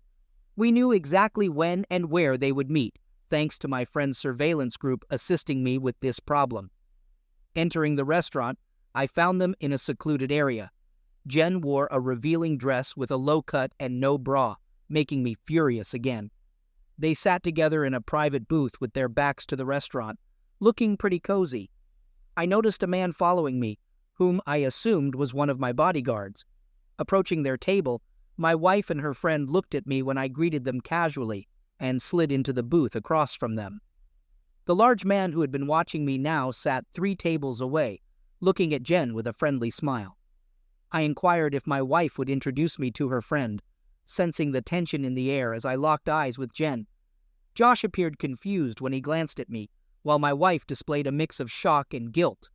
They continued sitting side by side, holding hands on the table. Once she realized the situation, she attempted to free her hand from Josh's grasp, but he held it tightly, giving me a knowing smirk that conveyed he wasn't backing down. My wife nervously introduced Josh as Josh Winters and gestured towards me, her husband, Tony. I'd never seen her so uneasy. Josh seemed amused, maintaining a silent confidence as if to communicate, "I've got your wife, and there's nothing you can do about it, buddy." Remaining composed, I addressed Jen, expressing my need to talk to her privately for a few minutes. I requested him to let her step away from the table. He reluctantly let go of her hand, allowing her to leave the booth. She stood up, clutching her purse to her chest, standing between Josh and me, appearing scared and worried. I took her hand and led her to the back of the restaurant towards the restrooms. Still nervous and feeling guilty about being caught with Josh, she walked quietly. Without saying a word, I pulled her into the empty men's room and started addressing the situation. I mentioned her lack of a bra and the revealing dress, expressing confusion and hurt about her apparent disrespect. She stood there, shedding tears without uttering a word. Then I raised the hem of her dress to verify the absence of underwear. Seeing my expression change from horror to rage, she observed as I held the dress above her waist and turned her to face the mirror, forcing her to confront her reflection. I pointed out the lack of underwear, expressing my dissatisfaction with her dressing when I'm not around. She screamed, pulling her dress down to cover herself. She insisted, "No, it's not what it looks like. I know it sounds bad, but I have a good explanation, and you will understand. I promise to explain." In a commanding and stern tone, unlike anything she had heard from me before, I spoke slowly, emphasizing every word. I communicated the need for a discussion and laid out the terms, making it clear that if she wanted any hope of remaining married, she needed to comply with my directives. Otherwise, our marriage would end immediately. You're going to grab your purse, walk out looking straight ahead without acknowledging your boyfriend. Go straight to your car, drive home, put on the coffee pot, and wait for me to come back. I'll be no more than 10 minutes late. Don't text or call your boyfriend or anyone until we talk. I'll talk to your boyfriend and explain why you had to leave. I noticed she avoided eye contact, probably feeling guilty about getting caught. And one more thing. When you arrive home, don't change your clothes. Stay in this dress. Wait for me in the same way. If you don't follow my request, don't bother coming home tonight. I'll call you later and explain how things will develop from now on. Oh my God, what have I done? When Josh approached me, I was relieved to find out he was safe and no longer in the military, as I always worried about his well-being. Josh was my first love, and it took me a long time to get over him. Even though we went our separate ways after he left me years ago, and there was no longer any love between us, thoughts of him lingered. I am certain I love Tony, my life partner since we met. I would never want to lose him or cause him pain. That's why this situation is so challenging. Darn it. Josh started flirting and saying things he knew would provoke me. He had a way of making me feel like a schoolgirl and doing things against my will. I despised that I couldn't resist. I tried to push him away, but his persistent flirting and suggestive messages wore me down until I eventually agreed to meet him for lunch. Talking to him made me feel guilty and mean. I knew I shouldn't be doing this, and I should have told Tony about Josh's return and our conversation, but I kept it a secret, and the regret is overwhelming. Josh has a knack for making me feel connected to him. When he asked me to wear something handsome, I agreed, knowing it was wrong, and that I shouldn't even be going to lunch with him, let alone wearing that dress. Yet I did it. What made me suggest going without underwear? Am I truly that shallow and foolish? Yes. When we dated, he always insisted I go without them. When he invited me to lunch, old memories flooded back, and it felt normal. I almost declined due to guilt, but a text from Josh saying he couldn't wait changed my course. It was tough not telling Tony, but I thought one dinner for old times' sake wouldn't be a big deal. Just a couple of hours. Just like old times. Just like he said. Josh knew how to persuade me even when I resisted. To be honest, when I saw him in the restaurant, I felt a certain desire. Our chemistry was special, and now he looked even prettier than I remembered. 8 years in the Marine Corps sculpted muscles that any woman would admire. My face turned red as he kissed me and helped me into a private booth. It felt like old times, laughter, happiness, and excitement. When he held my hand on the table, I felt safe and warm. We were there for just a few minutes, laughing and enjoying ourselves, when out of nowhere, Tony appeared in front of us. Suddenly, he sat down right in front of us with a sadistic smile, sending a chill down my spine. My heart stopped as I realized the gravity of my actions. When Tony saw us holding hands, my world crumbled. I saw pain and anger in his eyes, and I wanted to jump over the table, hug him, and tell him how much I loved him, easing his pain. I could never intentionally hurt Tony, but that's exactly what happened.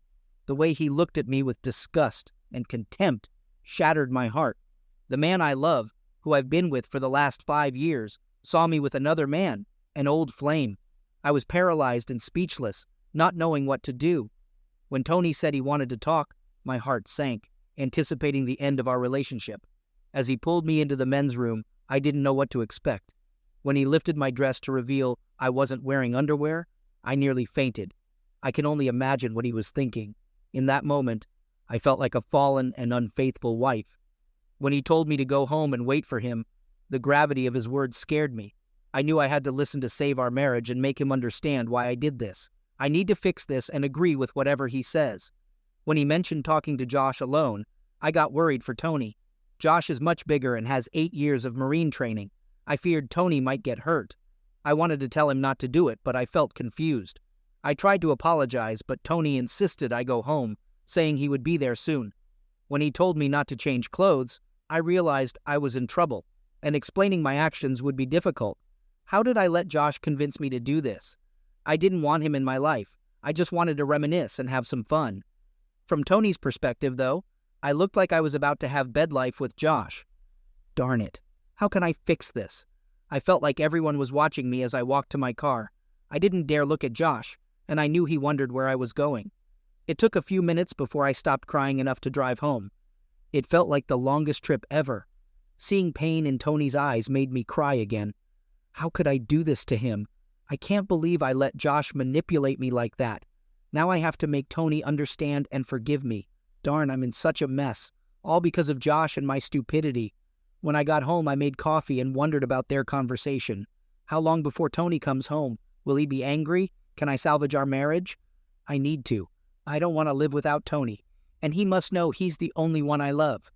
I went back to the table and talked to Josh. Well, it seems Jen won't be returning, and I just wanted to talk to you.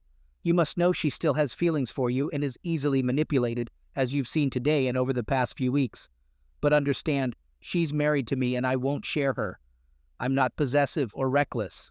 Today, I decided to give Jen a choice. Either stay in our marriage or leave me for him, but not both. She would decide without his influence. I expressed that if she chose him, so be it. However, if she wanted to stay, she would have to cut contact with him. I made it clear that if he didn't hear from her today, he shouldn't call or text again. I emphasized that she was a grown woman making her own decisions and didn't belong to him. He confidently asserted that she would be with him again, claiming she couldn't resist their past with the same smirk. In response, I addressed Josh, expressing hope that he would be reasonable. I acknowledged his attractiveness and size, suggesting there were plenty of single women interested in him. I questioned why individuals like him couldn't leave married women alone. I proceeded to reveal my knowledge about him and his life, mentioning details such as his parents' names, the love for their dogs, the duration since he last saw his sister in Austin, and his best friend Billy's girlfriend being pregnant with a boy. I pointed out his persistence in text messages to Jen and warned him that my work friends, who owed me a lot, were ruthless. I challenged him, stating that tonight would determine who the better man was. I mentioned my willingness to be objective and respect her choice, even if she picked him. I asserted that I wouldn't live with a woman who desired another man and wouldn't share her. Although it would be painful, I preferred to let her go and move on. In the event that she chose to remain faithful, I outlined that there would be changes. Both of them had damaged my trust, and it needed to be rebuilt. I informed him that if she stayed with me, he would have no more contact, no texts, emails, calls, or reaching out to friends. He would vanish from her life. If you happen to see her in a restaurant, turn and walk away. At a party or club, leave if you spot her. Don't try anything behind my back or contact her, as the pain you'll feel will be beyond anything you've experienced. Your loved ones will pay for your stupidity. Do you understand what I said? Do you grasp how serious I am? Josh sat there, stunned, not knowing what to think. How do you know so much about my family and my life? Like I said, I have friends who owe me favors, and they're not people you want to get involved with. I might seem meek, but there's more to me than meets the eye. Are you really going to offer her a chance to leave you for me? I keep my word. Yes. If she were any other woman who disrespected me like today, I'd have kicked her out. But I love her, and I'll give her one chance. If you're right and she can't resist you, by midnight, she'll contact you. The other choice is to forget you, keep my vows, and remain her faithful husband. If she stays, you'll be dead to her. No more interference in our marriage. Josh expressed his belief that I should keep my word about letting them live in peace because, according to him, she would want to be with him. He claimed she had told him as much and emphasized how much she desired him, attempting to sound confident. His foolishness made me wonder if there was any truth to his words, a question that would be answered soon. As I left, the man in the shadows stood up, cast an angry look at Josh, and then departed. A minute after my departure, Josh received a message indicating that I had a bodyguard, challenging the assumption that I was an innocent, meek husband. While driving home, I pondered whether the woman I loved would ever be in my bed again. I questioned whether she would choose him and leave me or remain true to her vows. Upon entering the house, the atmosphere was quiet. She sat nervously at the kitchen table, tears in her eyes. Pouring myself coffee, I took a seat across from her. I addressed Jen, stating that I knew everything, including her texts, to Josh. I mentioned having friends in my business who owed me favors, individuals she would prefer not to meet. Despite her apologies, I conveyed that they were now meaningless. She had betrayed my love, and her actions that day had shown a level of disrespect for me as her husband that I had never anticipated. You know me, and I've made it clear that I won't tolerate living with a woman who doesn't respect me, our vows, and the sanctity of our marriage. In my world, cheating extends beyond the physical. Even the mere thought of being with another man is a betrayal. Actions such as engaging in conversations with Josh, wearing a provocative dress without a bra, suggesting not wearing underwear, all of these are considered lies. The act of sitting together and holding hands, especially in my eyes, constitutes treason. Collectively, these actions indicate that you gave your love to a man outside our marriage. Admittedly, there was no kissing, which is the sole reason we are still having this conversation. However, I want to make it clear that I will never share you, and I won't tolerate a cheating wife. I know you were close to Josh, and I understand you still have feelings for him. However, you're married to me, and I won't share you with him or anyone else. I haven't asked you to leave because I love you deeply and will do anything to keep us together. Before we continue, I have a question. Don't lie, I might already know. While sitting with him without underwear, did he touch you? Has anyone else in our marriage touched you there? No, I swear never, only you. Today, she was willing to let him. I questioned her, and she lowered her head, crying, apologizing for her actions. She expressed regret and asked for forgiveness. I acknowledged that, apart from a few handshakes and text messages, nothing had happened to end our marriage. However, I expressed disappointment and questioned her choice of dress, asking if she had planned to seduce him and get him into bed. She denied any intention of sleeping with him, explaining that she wanted to look handsome for him and relive old feelings. Despite understanding her past feelings for Josh, I emphasized that I would never share her with another man and presented her with a choice. I laid out the options. She could choose between Josh and our marriage. If she wanted to be with him, I would let her go, ensuring a fair divorce and safety for both. On the other hand, she could stay in our marriage, remain faithful, and honor our vows. I made it clear that if she chose Josh, she would need to leave the house by the weekend, and I would initiate divorce proceedings. If she chose to stay married, she would have to cut all ties with Josh. I emphasized the gravity of her decision and left her with the ultimatum, stating that she had a get-out-of-jail card but needed to choose wisely. I then left the kitchen, instructing her to sit and think about it. I conveyed that if she chose Josh, I would ask her to leave the house with her belongings by the weekend, initiating divorce proceedings immediately. I made it clear that if she wanted to stay married, she could not be involved with Josh again, emphasizing that he would be dead to her. I reiterated the same demands I had communicated to Josh, ensuring that there should be no possibility of them being in the same place at the same time. She agreed without hesitation. Before leaving the kitchen, I emphasized the gravity of her choice, presenting it as a once-in-a-lifetime opportunity. I instructed her to choose between her ex-lover and her loving husband, stating that I needed an answer when I returned from the shower. As I left the kitchen, she spontaneously declared, "Of course I choose you, honey. I love you and don't want anyone else." Despite hearing her words, I insisted that she sit and think about it carefully. If we were to stay married, she would need to rebuild the trust we once had and help me overcome the pain and anger she had caused. I stressed the difficulty of this task and urged her to give me her answer after I returned from the shower. Considering her actions and feelings for Josh, I emphasized that this decision was too significant for her to make without deep inner reflection. After taking my time showering and getting dressed, I returned to the kitchen. She ran up to me, expressing love and remorse, promising never to leave me and vowing to be the perfect wife. She declared her desire to have my children and pleaded for me not to leave her, emphasizing that I was the only man in her life. We shared moments of kissing and hugging, and then I carried her to our bed, feeling a sense of having my wife back. Fueled by anger, my actions led to a closeness encounter with this beautiful woman who willingly surrendered herself to me. She expressed love, urging me to take her, pulling me closer and kissing me tenderly. We shared a prolonged moment of closeness, reaching emotional highs together. Afterward, we silently embraced for an hour, feeling a sense of reconnection as the world around us faded away. We embraced the roles of husband and wife again, confident that nothing would ever come between us. The following day, Josh concluded, "She didn't call me, so I guess she decided to stay with this idiot. I can't believe this." Our connection and her actions made me think she would want to stay with me. If I could have gotten her into bed that day, she would have left Tony in a heartbeat. As soon as I can do this, she will be mine again. Her husband really messed up my plans. Who is this guy, and how does he know so much about me and my family?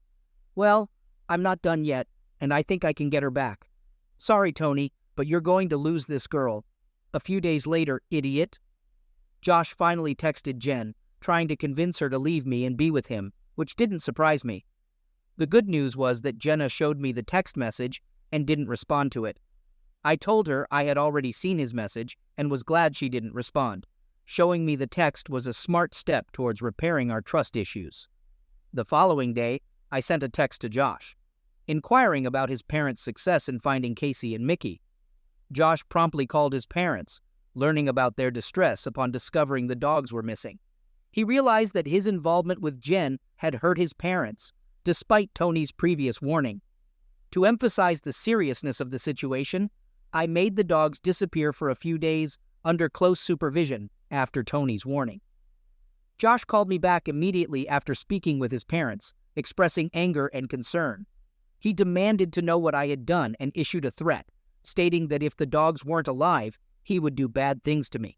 I responded by reminding him of my earlier warning not to mess with Jen and emphasizing the pain he would feel if he got involved with her.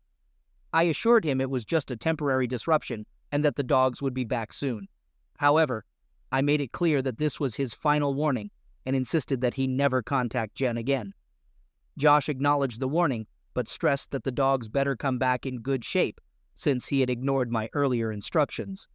I declared my intention to take whatever actions I deemed necessary, and Josh would have to face the consequences.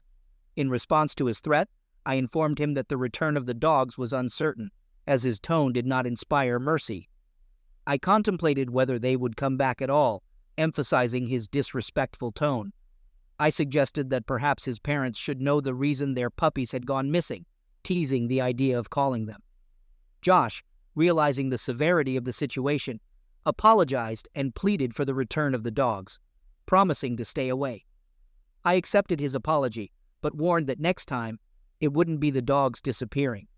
He agreed to stay out of Jen's life, and I assured him that the dogs would be back soon. However, I reminded him of my physical distance and lack of control over everything, stating that the people involved had their own opinions. I promised to discuss the matter with them and see what could be done. I expressed my hope that we wouldn't need to have another conversation, warning Josh that if we did, he would be dealing with much more significant issues. At 3 o'clock the next night, Josh's parents experienced tears of joy upon the return of their beloved dogs, who were barking on their porch. Unaware of what had transpired and that their son had been involved, they felt immense relief. Josh, upon hearing the news, expressed relief at the return of the dogs and sent me a brief thank you message. Subsequently, he grasped the gravity of the situation, distanced himself from Jen, and secured a job in another city several hours away. Despite attempting to gather more information about me, Josh could only access public details, indicating that I worked as a financial advisor. Realizing that additional information was sealed, he decided to move on and start a new life, severing ties with his old flame. Concerned about the possibility of Josh re-entering her life, I took proactive measures. 2 weeks after the incident, I presented Jen with a postnuptial agreement, drafted by my lawyer. The agreement outlined her willingness to relinquish everything, including rights to any children born during our marriage in the event of infidelity. While it couldn't prevent a recurrence of her previous encounter with Josh, it provided ample incentive for her to consider the consequences, given my increased attention and the knowledge that I would consistently check in on her. Alongside the post-nuptial agreement, we faced any potential challenges that lay ahead. Approximately a year later, Jen became pregnant with their first child, and the couple grew closer than ever. Recognizing the close call that nearly jeopardized her life, Jen committed herself to making me happy and strengthening our family. The specter of Josh gradually faded, and it seemed as if he had never existed. Despite the potential for irreparable damage in a single day, my love and approach towards challenges played a pivotal role in saving our marriage. Welcome to Lost Relation Chronicles. I had always looked up to Charlie, but that wasn't anything unusual. He was 2 years older than me, and he was my brother. When Charlie was 32, he started feeling pain under his arms and a tightness in his throat. Since he had never really been sick before, he tried to brush it off, hoping it would just go away. But after 2 months, the pain persisted, and the tightness in his throat only worsened. It was his wife, Maggie, who finally convinced him to see a doctor and get checked out. On the small island where we all lived, Charlie was the driving force behind everything that happened. After spending 5 years on the mainland for school, he had taken an extra year to travel the world and explore the places he'd always dreamed of as a kid. It was during that journey that he met Maggie and fell in love with her. When Charlie returned to the island with his beautiful Irish bride, Maggie, the disappointment among the local women and girls was palpable. It was no secret that many had secretly hoped Charlie would come back and choose one of them to be his wife. In the week that followed his return, it was said that more island girls lost their virginities than in any previous year. They had been holding out, dreaming that Charlie might pick them.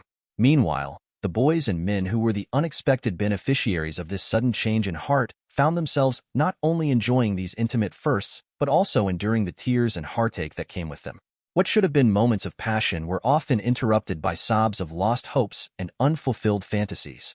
I myself had been offered numerous opportunities to be the second choice of some of those girls, but I gently turned each offer down, not wanting to serve as a poor second choice or a Charlie substitute. I had hopes of someday finding someone who would want me as her first choice, not as some lesser consolation prize. 10 years later, and I was still looking. The doctor was enough concerned about his earliest preliminary findings that he sent Charlie away for further testing and consultations on the mainland. Charlie spent 2 weeks at Johns Hopkins undergoing a full battery of diagnostic exams. In the end, all the physicians were in agreement about what Charlie was afflicted with, and Charlie was allowed to return to the island to get his final affairs in order. After my father had died, Charlie had inherited the island. He owned everything, lock, stock and barrel, fee simple, and unencumbered. My father had always told us that we, meaning our family, owned the island and other things in an unofficial trust of sorts, a partnership that was implicit, rather than being either a legal obligation or somehow binding on us. We were the caretakers of the island, and ownership was more a legal technicality than an actual state of being. When Charlie returned to die, there were 711 souls living on the island. Word quickly spread about Charlie's condition, and soon the island was in utter turmoil. Uncertainty usually produces fear, and this fear produces some high emotions and panic. When my father had died, everyone had known that Charlie would be taking over, and there was only the sadness at my father's passing. With the news of Charlie's rapidly approaching death, the island residents were fearful of the change that might be coming. This was fueled by a rumor that Maggie was going to sell the island and move back to Ireland with Seamus and Megan, Charlie and Maggie's 2 young children. I didn't see Charlie for several days after he returned. I knew that he'd want to spend time alone with Maggie and his children. I walked the windward side of the island, head down and chin tucked in, dealing in my own quiet way with the loss that I was already feeling. My parents had only been able to produce 2 children before my mother drowned in a sailing accident when I was 2. My father never remarried, and we were raised by most of the island's women. Charlie and I were welcomed in every island home and felt like we both belonged to a huge, extended island family. It never really occurred to me that we were the island's royal family until the week of my father's passing. As I walked back and forth among the dunes and washed up flotsam, I couldn't help wondering what I'd do if Maggie did sell the place of my birth. I'd never left this island because all I had ever wanted was right there for me already. I'd never applied myself in school because Charlie was already taking care of that himself by undertaking a strict and comprehensive course of study. He was being groomed and prepared for the role he would one day have to undertake. As the younger son, I was allowed to indulge myself in whatever made me happy or caught my interest and fancy. I was a decent sailor, able to make my way competently in anything with sails that was under 60 feet in length. I could swim as well as anyone I knew, and I could dive beneath the waves and stay under for 2 minutes or more on a single breath. Climbing the palm and coconut trees was easy for me, and I had hunted the wild pigs with success from the age of 9. I knew everyone on the island, and had never been in a fight or had to strike anyone in anger. Those were my skills and accomplishments, not much in the way of either foundation or preparation, with which to undertake a new career in a strange place where I'd be unknown to everyone. I looked behind me as I walked, hearing a distant voice calling after me. It was Charlie, and he strode after me with his long steps that just seemed to glide above the sand. I never knew how he managed to do that, as I'd sink down to my ankles when I walked along the same sandy path as him. "Grant, hold up now. Don't force me to keep chasing after you." I stopped and waited for him to reach me. When he was close enough, he circled me into his arms, and the two of us shared a moment of closeness and sadness. We didn't discuss the health news, mostly because neither of us had anything to add or say about the medical reality. Charlie loosened one arm from me, and with the other arm he pushed me forward in the direction I had been going before he approached me. "It's good to see you, CC. I was hoping to run into you before now. You got a new girl or something?" "Charlie, I figured I'd give you some time with Fran and the little nippers first. It's gotta be hard trying to explain things to everyone. Doc Mahler told me what the people over at Hopkins said. I don't understand why shit like this has to happen. First Pop, and now you. It's like no one I give a damn about ever makes it past 45 or so. How can you get cancer like that, throughout your whole system, in less than a year?" "Well, the symptoms for a year maybe, but the cancer, who knows when it first started?" I looked at my brother then, waiting for him to tell me about how long he'd felt bad things happening inside him. I wanted to cry, and to go out and destroy something, all at the same time. It was so unfair. It wasn't just Charlie and Maggie and the kids and me. It was the hopes and lifestyles of more than 700 people that were being affected by this cancer. It was killing Charlie, but none of the rest of us were exactly going to escape untouched by it. I've got 2 or 3 months CC. That's what we need to worry about now. We need to make sure that everything can go on pretty much like before, after my time is done. It's going to be up to you, big guy. That's what Maggie and I decided. I stopped and just stared at him. There was no way that he could even believe that I could fill in for him. I didn't want to, that was the first thing, but even if I did, I wasn't qualified to do it. I'd watched him preparing for years to do what he now did. I remembered the first year or two after Dad died, the 16 and 18-hour days that Charlie had to put in 7 days a week, all the daily decisions that needed to be made, and how one thing always affected 10 others. Charlie made mistakes too, plenty of them in the beginning, and that's where most of the time was spent, doing things to make the mistakes less costly and harmful to the island. Our economy was a fragile thing, and not at all self-sustaining. Food had to be shipped in, and money that we made in mainland investments had to be used to keep everything balanced and working. I knew nothing about how things worked on the island. I turned on the shower, but I didn't know what it took to keep all the pipes working and the water supply clean and safe. Those were Charlie's responsibilities. Maggie needs to sell the island, then Charlie. I can't do it. He just looked at me with those sad eyes that I'd seen all of my life. It always hurt me more to disappoint Charlie than anyone else, even our father. He knew I wasn't trained for this. It wasn't fair for him to ask me either. We're not selling CC. It isn't an option, so just forget that, okay? When I die, the island goes to you. I don't control it. That's in the original charter. Maggie won't be leaving.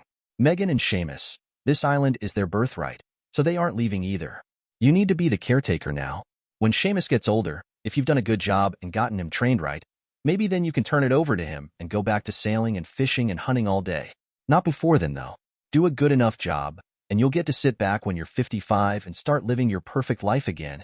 I can't do it. Nothing you can say is going to make me qualified to do it, Charlie. Maybe we can hire someone to come over and manage it for us? I really feel bad for you, Grant. If I could change places with you, I would. I'm sure you think that my dying is a lot easier than you're having to take care of things for a few years. To me, though, I'd love the chance to stick around and do what I always planned on doing. You didn't ever plan for anything, CC. Don't you think it might have been a good idea to look in once in a while, just to see how things ran? Didn't it ever occur to you that this day might come? You're 30, and you've never done a day's work in your life. You need to grow up, and it better be fast, because in a month, when my strength starts to fail, and they're shooting me up with painkillers, you won't have anyone else to answer the questions that you need to be asking me now. You never asked me to learn anything, Charlie. Today's the first I've heard that I was your backup plan for the island. Couldn't you have at least warned me, or dropped a few hints? I was scared and, maybe, more than a little bit pissed at how he was treating me now. All of my life, I checked with Charlie about almost every decision I'd made. When Dad died, I never did anything without Charlie telling me that it was okay. He wasn't being fair now. I'm sorry, CC. You're right. I thought there was more time and that it wasn't necessary for you to learn. I'm sorry. I guess I just don't want everyone to suffer because I wasn't prudent enough to anticipate this possibility. I'm scared now more than I've ever been. Not just of dying, although that's no picnic either. I'm scared for Maggie and the kids, for you, and for the island and all its people. I've botched things up badly, and I need you to step in and pull everyone out of the mess I've made. I'm a poor steward, and Dad would be disappointed in how I'm leaving the responsibility he entrusted to me. I hadn't seen Charlie cry since my father's funeral, almost 9 years before. Both of us were crying now. I couldn't do what he wanted me to do, but I couldn't let him die thinking that his whole life, and what he believed had been his sole purpose for existence, was ending in abject failure either. Charlie, if you could learn it, how hard can it be? You think I can learn it all in a single day? Or should I plan on it taking 2 or 3? He looked at me with the look I'd always wanted from him. We walked back to his office at the plantation. He started right in during the walk back, letting me know that Maggie would be a big help to me, and telling me who on the island really understood how different things worked. When we got to his office, he started in by showing me where all the paperwork was kept and how the various accounts were all interconnected with each other. We sold tea, tobacco leaf, sugar, and fish to the mainland and bought almost everything else we needed from them. There was a complicated investment portfolio which had to generate sufficient income to pay for the difference between what we earned from sales and what we spent for supplies and for replacement parts for the worn-out island systems. We had no phones, and our electricity came from 3 small diesel generators and some windmills hooked up to batteries. Our water system was a natural cistern and jerry-rigged pipes that had been set up and added to in a haphazard manner over the past 50 years. It cost my family more than $100,000 of our family's investment income every year to keep the island economy afloat. In the 8+ years that Charlie had charge of the island, family income from island activities had dropped to the point where we were dipping into investment principal every year for the past 4 years. This year, our annual shortfall was projected to be more than $20,000. Of the 700 residents on our island, only 60 or so contributed to our economy in any direct manner. Until that day, I was one of the heavy majority that had contributed nothing. We owned a store on the island, but people just came by and took what they wanted or needed, and wrote down in a book the things that they'd like us to get for them. No one ever paid for anything. Charlie told me that was how it had always been, and that was how our father told him to continue doing it. I used that month he'd promised me, and a lot more besides. As Charlie began taking more and more pain medicine, the time we spent together became more about 2 brothers saying goodbye, and less about the old guy breaking in the new guy to the workings of his job. Charlie began to slowly disconnect and drift away from all of us. Cancer can be all-consuming, eating away at more than just the interior organs of its victim. The day finally came when Maggie begged me to leave Charlie alone with her and the children. She felt that seeing me made Charlie feel his guilt at having somehow failed the island more intensely. She wanted him to die surrounded by the successes of his short life, and not what he perceived as his failures. Reluctantly, I said goodbye and told him that I loved him. As tradition demanded, the plantation bell was rung 5 times, telling the island that Charlie was finally at peace. I heard the bell as I walked not far from where Charlie had caught me that day when he first told me that I was to be his successor. I dropped to my knees and finally let out my own anger and my own very real fear of failure. With Charlie now dead, some large part of me wanted to jump in one of the fishing boats and head off to the mainland. I knew I could easily lose myself in one of the cities on the coast and find a way to live out my life being only responsible for myself. If I'd done what I wanted to do, this would be a far different story. It was dark out when I finally got my emotional things together and stood back up and walked home to my small shack. I got up in my hammock and rocked myself to sleep. Life on the island for me had always been so simple. I fished and hunted and walked all over watching to see what everyone else was doing. When I got hungry, I went to someone's house and they fed me and gave me something to drink. In 30 years, no one had ever turned me away. I would take my fish and bring them to houses and divide the catch up among the people who fed me. The same held true for any wild pig that I killed. I often helped people trap sea turtles and to harvest the delicious sea turtle eggs when they were laid and covered on the beach. Coconuts, mangoes, pomegranates, bananas, and other fruits could be picked from the trees while I was walking around. I knew who liked what and would often drop things off as I walked by. Rock lobster was something I had to dive for, but I knew all the places where they could be found and was always ready to go for a quick dive. When Charlie died, my perfect island lifestyle died with him. We buried him next to my father, and near the headstone we'd put up for my mother when she drowned and her body hadn't been found. Tradition dictated that I needed to speak at every island funeral now. Charlie's funeral was my first official act as the new owner. I said some words and spoke of what Charlie had meant to me, and about how he always wanted to do his best for the island. I told the people that Charlie had been the last of the traditionally trained owners, and that I would be flying without a compass or any training to speak of. I ended by telling them all that there would be big changes coming and that they better get prepared. After the funeral, I walked Maggie and the kids back to the plantation, and then I turned to head back to my shack. "Where are you going, Grant? Your place is here now.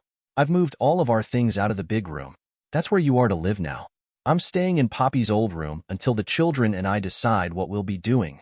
After my mother had died, my father couldn't stand their huge bedroom suite anymore, and so he'd moved everything of his out to a big downstairs room on the leeward side of the great plantation house. His room had opened up to the veranda in the side yard, and that was where he'd spent the remainder of his life. That room was right next to Charlie's office, now mine. I had to keep reminding myself. I had planned to use Pop's old room myself on nights when the weather was bad and I didn't feel like walking back over to my shack. When Charlie and Maggie came back to the island, my father had installed them in the main suite where he and my mother had spent their entire married life. No one had asked me or told me of their plans for me living there. I didn't think I'd be comfortable living up there in that room that was more than 3 times as big as my comfortable shack. I hadn't slept in a real bed for more years than I cared to remember. I didn't think that it was a good day to upbraid Maggie for being presumptuous about dictating where I was to sleep. I knew that I could hang my hammock out on the upstairs balcony anyway. My parents had a hammock out there for many years, and my father had left it when he moved out of the room. It was gone now, but I could get another, or make a new one if I had to. I went upstairs after telling the family good night, and found that someone had packed up most of my things in wooden boxes and carted them over from my shack. My old hammock was on top of one of the boxes, and it only took me 10 minutes to plait a braid that extended the hammock to fit the 2 large hooks that stretched across the veranda railing's 6x6 support beams. It was a little lower than I was used to, but it would serve unless a rain squall came in from the east. Luckily, that was very unlikely for another 6 months. I slept out on the balcony, comfortable enough considering that it was the first time I'd been back sleeping in the plantation since I was 12 years old. My father hadn't believed in being too controlling of his children, especially with me. He pretty much let me make my own living and eating decisions as long as I reported in to either him or Charlie at least a couple of times each week. In the 10 years before his death, I couldn't remember my father ever needing to come looking for me. I would see him almost every day anyway, because the island wasn't that large, and because I made it a point to see a lot of the island every single day. I may not have done much that was productive, but I made sure that everyone knew that I was still around and willing to pitch in if needed. I came downstairs at about 7 the next morning and went into the owner's office. For the first time, I sat down at Charlie's desk and swiveled in his chair. I was 4 months from my 31st birthday. I stood at about 6'1" and weighed somewhere near 190. I could read and write and do sums to at least a 10th grade level. There wasn't a single paper in the owner's office that I'd ever signed myself, not a contract or agreement that I'd ever approved or ratified, but by some process that I still didn't understand and knew that I had never really agreed to. I found myself responsible for everything on the island. My island now, and my responsibility too. I wasn't qualified by either skill or temperament for the job I found myself filling, but I do my best and hope that a combination of luck and willing knowledgeable advisors would see me through until Seamus was ready and able to take over for me. My goal was simple. I wanted to keep the island afloat financially until then, and I'd try to see that everyone here could go about their normal lives able to live like we'd all lived for the past 100 years or so, on this beautiful, serene island of ours. When I saw the double doors to my father's old room open sometime within that first hour that I was sitting in Charlie's chair, I was caught up in the sight that Maggie gave me as she stood between me and the morning light wearing a thin white nightgown. With the strong sunlight behind her, I could plainly see the outline of her body underneath her gown. She was a gorgeous woman, although caring for Charlie in the last days of his illness had taken its toll. Her clear, fair Irish complexion and her wonderfully muscled and toned body were on full display. I'd always marveled at Charlie for summoning the confidence to have ever approached this Irish goddess, and never more so than when I saw her standing there in that light, posing for me, both of us knowing that this was a deliberate act on her part. It constituted an unequivocal offer, I was sure. It appeared that my beautiful sister-in-law had made a momentous decision about her own future, and about the futures of her children as well. I found myself wondering whether it had been her decision, or something that Charlie had pressed upon her. I had never been with a woman. This was a decision that I had made on my own. Over the years I'd had many opportunities, but I'd never given in to my desires and cravings. I'd carried a vision of what I wanted in a woman. Maggie, silhouetted in that sunlight, surpassed that vision in almost every aspect. I felt myself grow hard. At the same time, I was determined that I'd do nothing to dishonor either her memory of Charlie or the high regard I held both of them in. I stood up from my chair, aware of the unmistakable outline against my thin white trousers, a flush of embarrassment creeping up as I tried to keep my composure. I bowed slightly in her direction, acknowledging her even though I couldn't trust my voice to speak to her right then. I walked outside and went looking for a morning meal. Surely Maggie knew that this was going to complicate my situation at a time when I was already overwhelmed. I closed my eyes and traced mentally the shape that she had so casually allowed me to see. Charlie had once told me that Maggie was unlike any woman he'd ever known. He hinted that he'd known his fair share, and more, while attending university. As I'd admitted to having had no experience with girls or women, Charlie had not attempted to go into specifics with me. She's the perfect balance and blend CC, no inhibitions or holdbacks. She has beauty, brains, and an unlimited ability to enjoy life.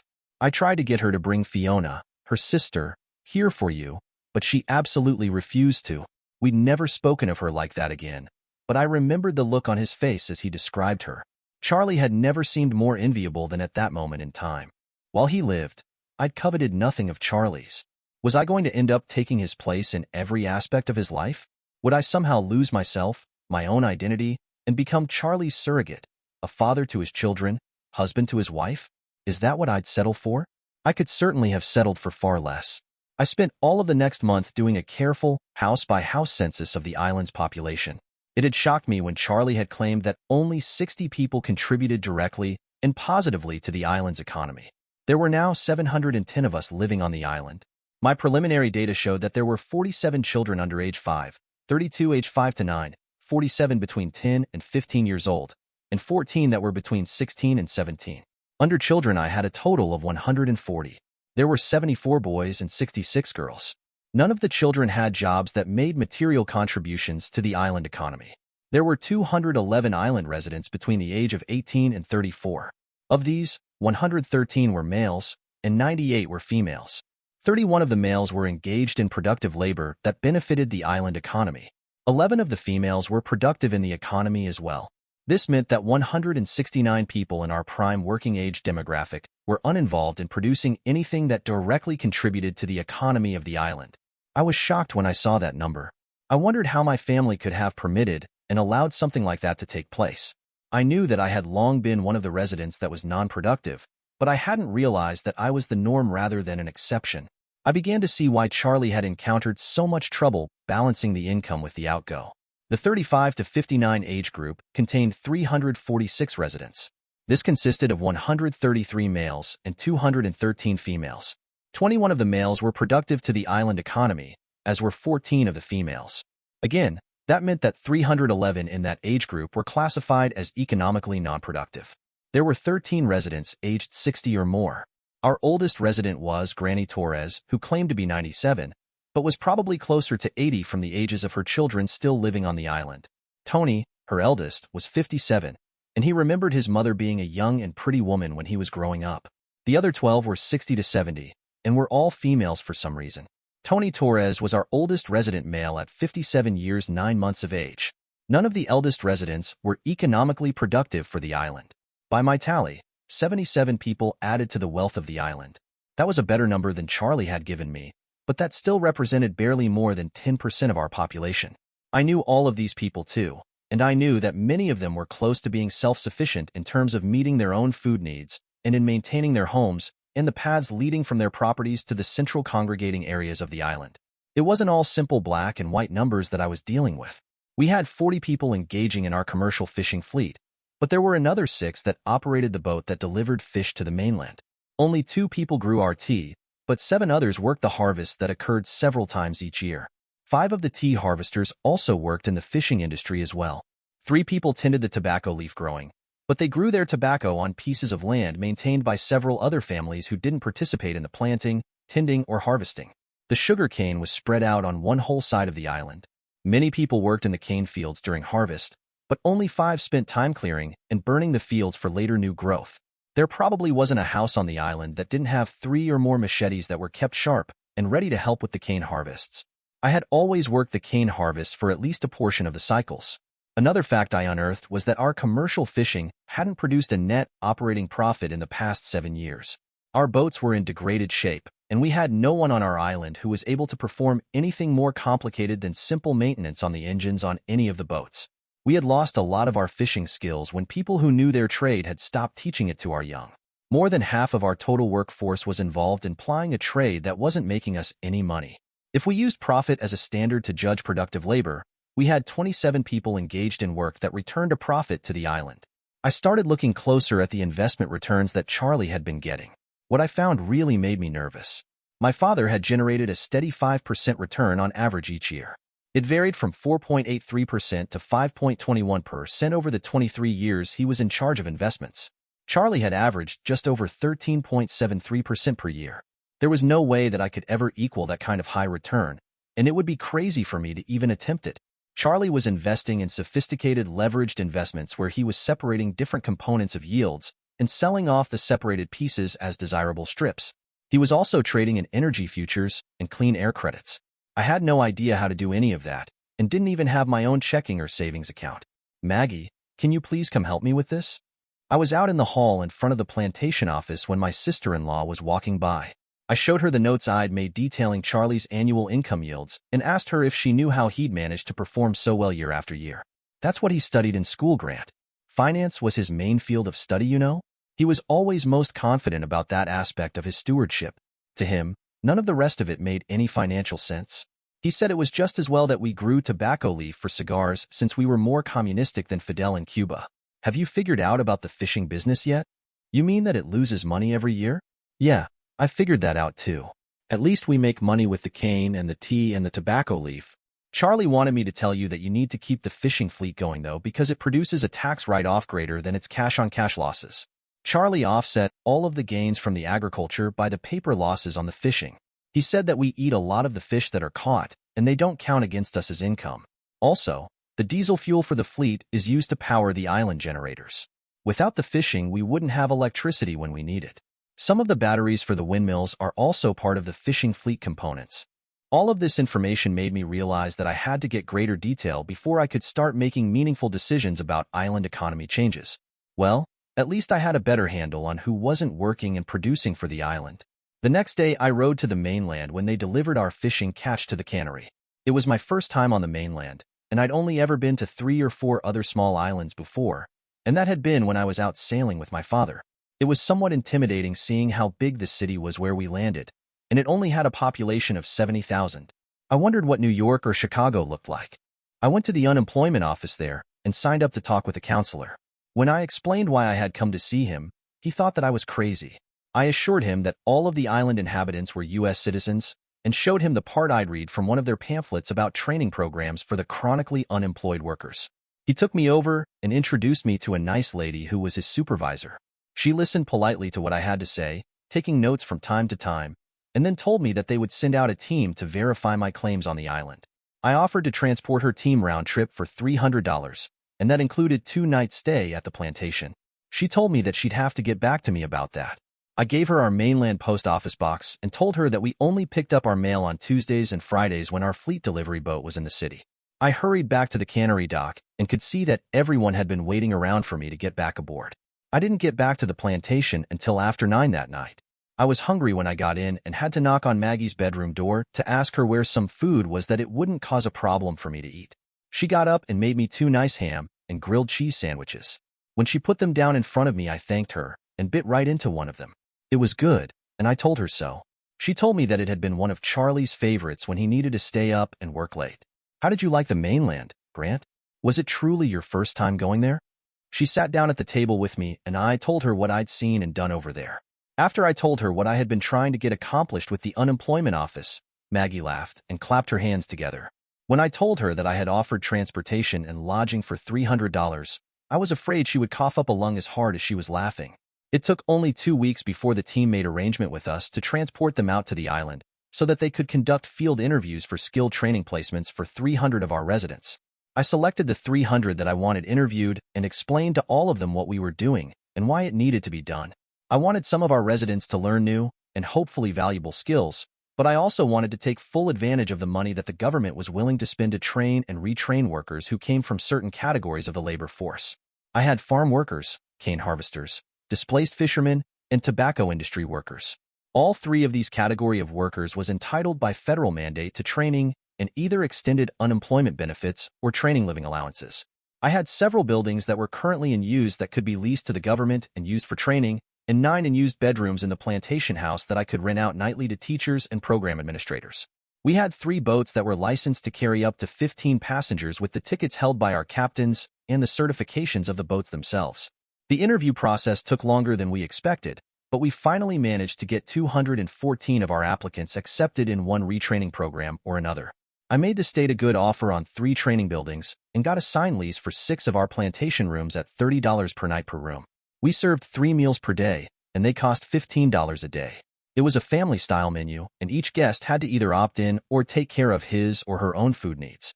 With all of the rentals, leases, and transports, the island was taking in over $4,000 per week. The residents in training for the various programs were being paid $784 per month per student, and the shortest training program was for 13 weeks.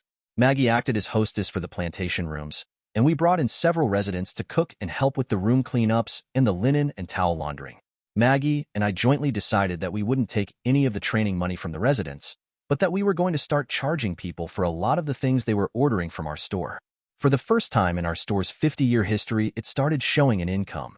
Not a profit, but having an income was a great beginning for us. People started getting used to paying for the things that they wanted or thought they needed. I used some of the money coming in from the unemployment training to get an unemployed marine maintenance and engine mechanic to come over to the island and work on the fleet engines and to help train a few of our residents in marine maintenance. We let him stay in my old shack, and he got his meals with the families of the people he was providing training to. His classroom was whichever boat he was currently working on. All his people seemed to be learning good skills, and our fishing fleet started looking like it might not sink if caught in any type of real seas. I withdrew the old directive that Charlie had issued where the boats had to stay within sight of the island at all times. This allowed the boats to go out to areas where the prospects of a good catch were far better.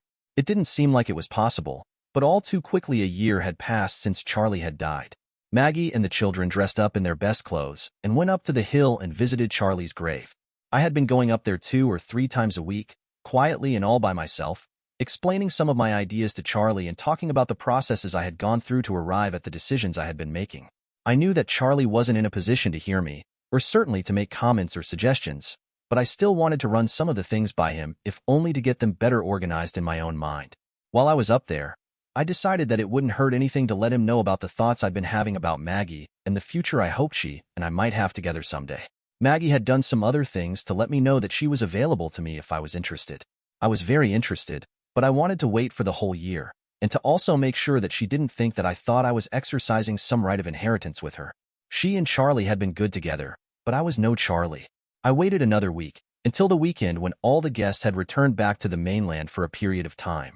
I arranged for 2 island women to come over early and get Seamus and Megan and take them down for their first cane harvesting party. I watched from my balcony as the children were led away from the plantation house, and then I got dressed and went down to my office and knocked on those big double doors that connected the 2 rooms. "Come in, Grant." My heart was beating quicker than normal, and I was as nervous as I ever remembered being.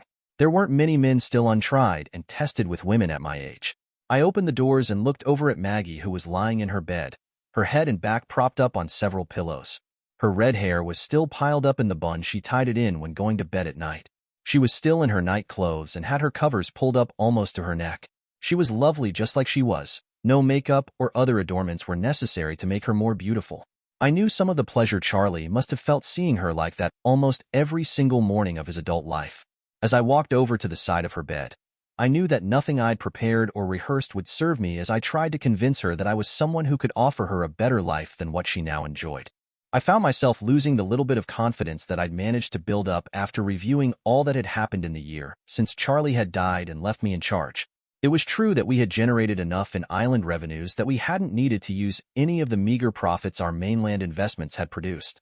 I generated a whopping 3.03%, more than 10 full percentage points of gain, less than Charlie's career average return. I was no Charlie, but I was sure that Maggie was all too aware of that. "Maggie, I wanted to see you today. I think it's time the 2 of us had a discussion to see if there is some way the 2 of us can be more together." I stopped and waited to see if she would stop me or divert me from stating my case to her.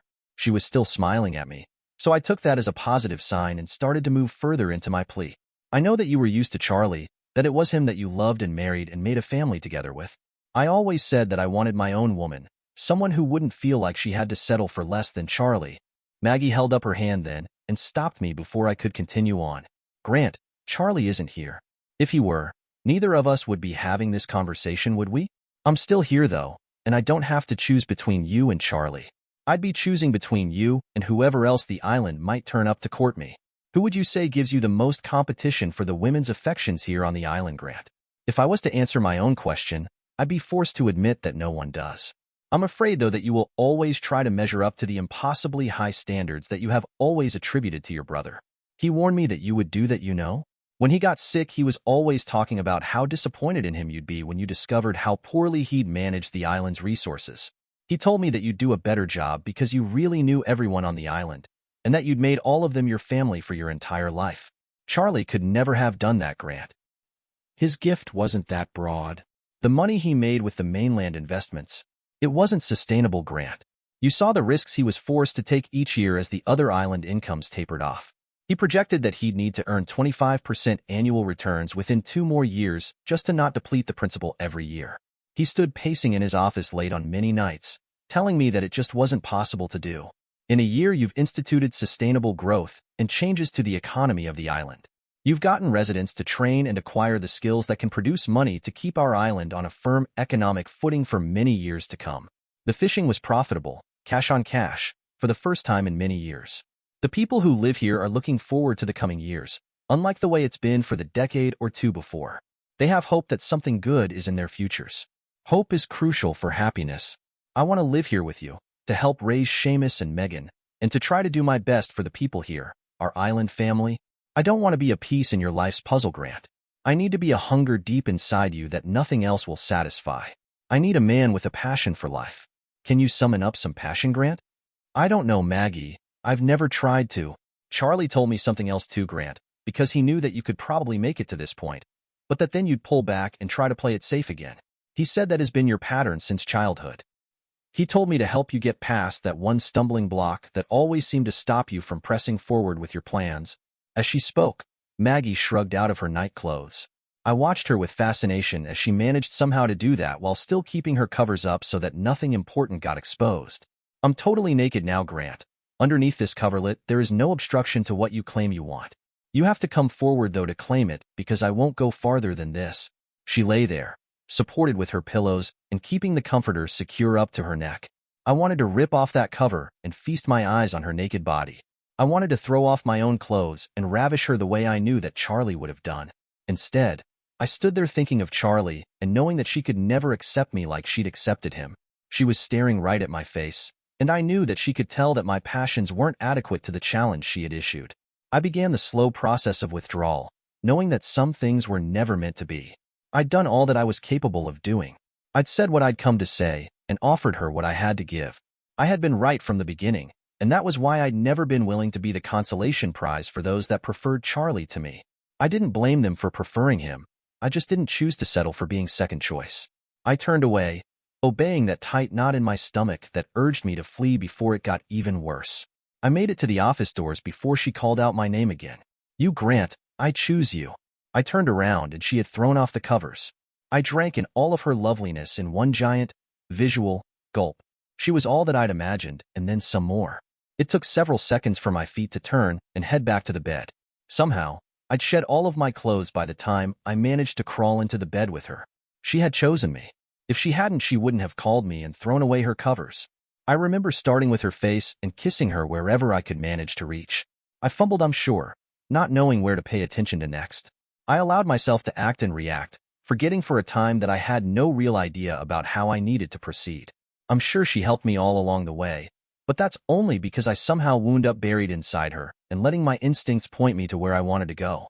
I gave her the passion she'd asked for, more passion than I ever knew I had within me. I heard myself yelling and crying and laughing and moaning as I strove forward to achieve the joining that I'd never before known. There came a time when I simply couldn't move without the exquisite feeling of impending explosion overpowering any thought processes I still was capable of producing. I knew that if I pressed forward that I'd simply explode and cease to exist. There wasn't any way that I could do what I needed to do and still continue breathing. I didn't back away from it, though. I was committed to the end. There wasn't anything on this side that was important enough to stop me from going over to the other side where I needed to be. For the first time in my life, I simply trusted myself and let it all go. After a lifetime of holding back, the letting go was beyond my description capabilities. When I had finished letting go, I knew that I'd be able to do it again now that I'd once discovered how to do it. I love you, Maggie. Thank you for your gift. That was the morning I received Charlie's legacy. He had started planning it for me soon after he found out that he was dying. Somehow he knew that I would always need that big push. His dying pushed me, and then Maggie took that last necessary push to get me to see that I was the one who kept setting up the barriers that no one could ever knock down. She was all that he'd told me she was, and she made me more than I thought I'd ever be. Seamus is on his way back to the island now. His degree is in his hand, and he's coming back with his college sweetheart. He and I will start in by sharing the tasks of running the island. He can do the planning, and I'll look after the implementing of his plans. Maggie and I have 2 children of our own, Alexander and Sophie. Sophie takes after Maggie and is filled with all of life's exuberances. At 10, she already shows promise of being the kind of woman her mother has always been. There is no one on the island that will have the slightest chance of winning her favor, though. Alexander takes after his dad. He rummages around the island, getting into everything he can find. He moved into my old shack when he was 11, and we only see him in passing when he's going to or coming from another island adventure. Maggie doesn't worry about him, and she has the highest of hopes that he'll one day assist Seamus in the caretaking roles that are too much for any one man to handle. I'm starting to think about taking Maggie and Sophie up to New York one of these days. There must be someone up there who has all the requirements to meet Sophie's high standards. I wonder who it is that runs that other island? The one they call Manhattan. Dear listeners, please share your thoughts in the comments section below, and don't forget to like, share, and subscribe.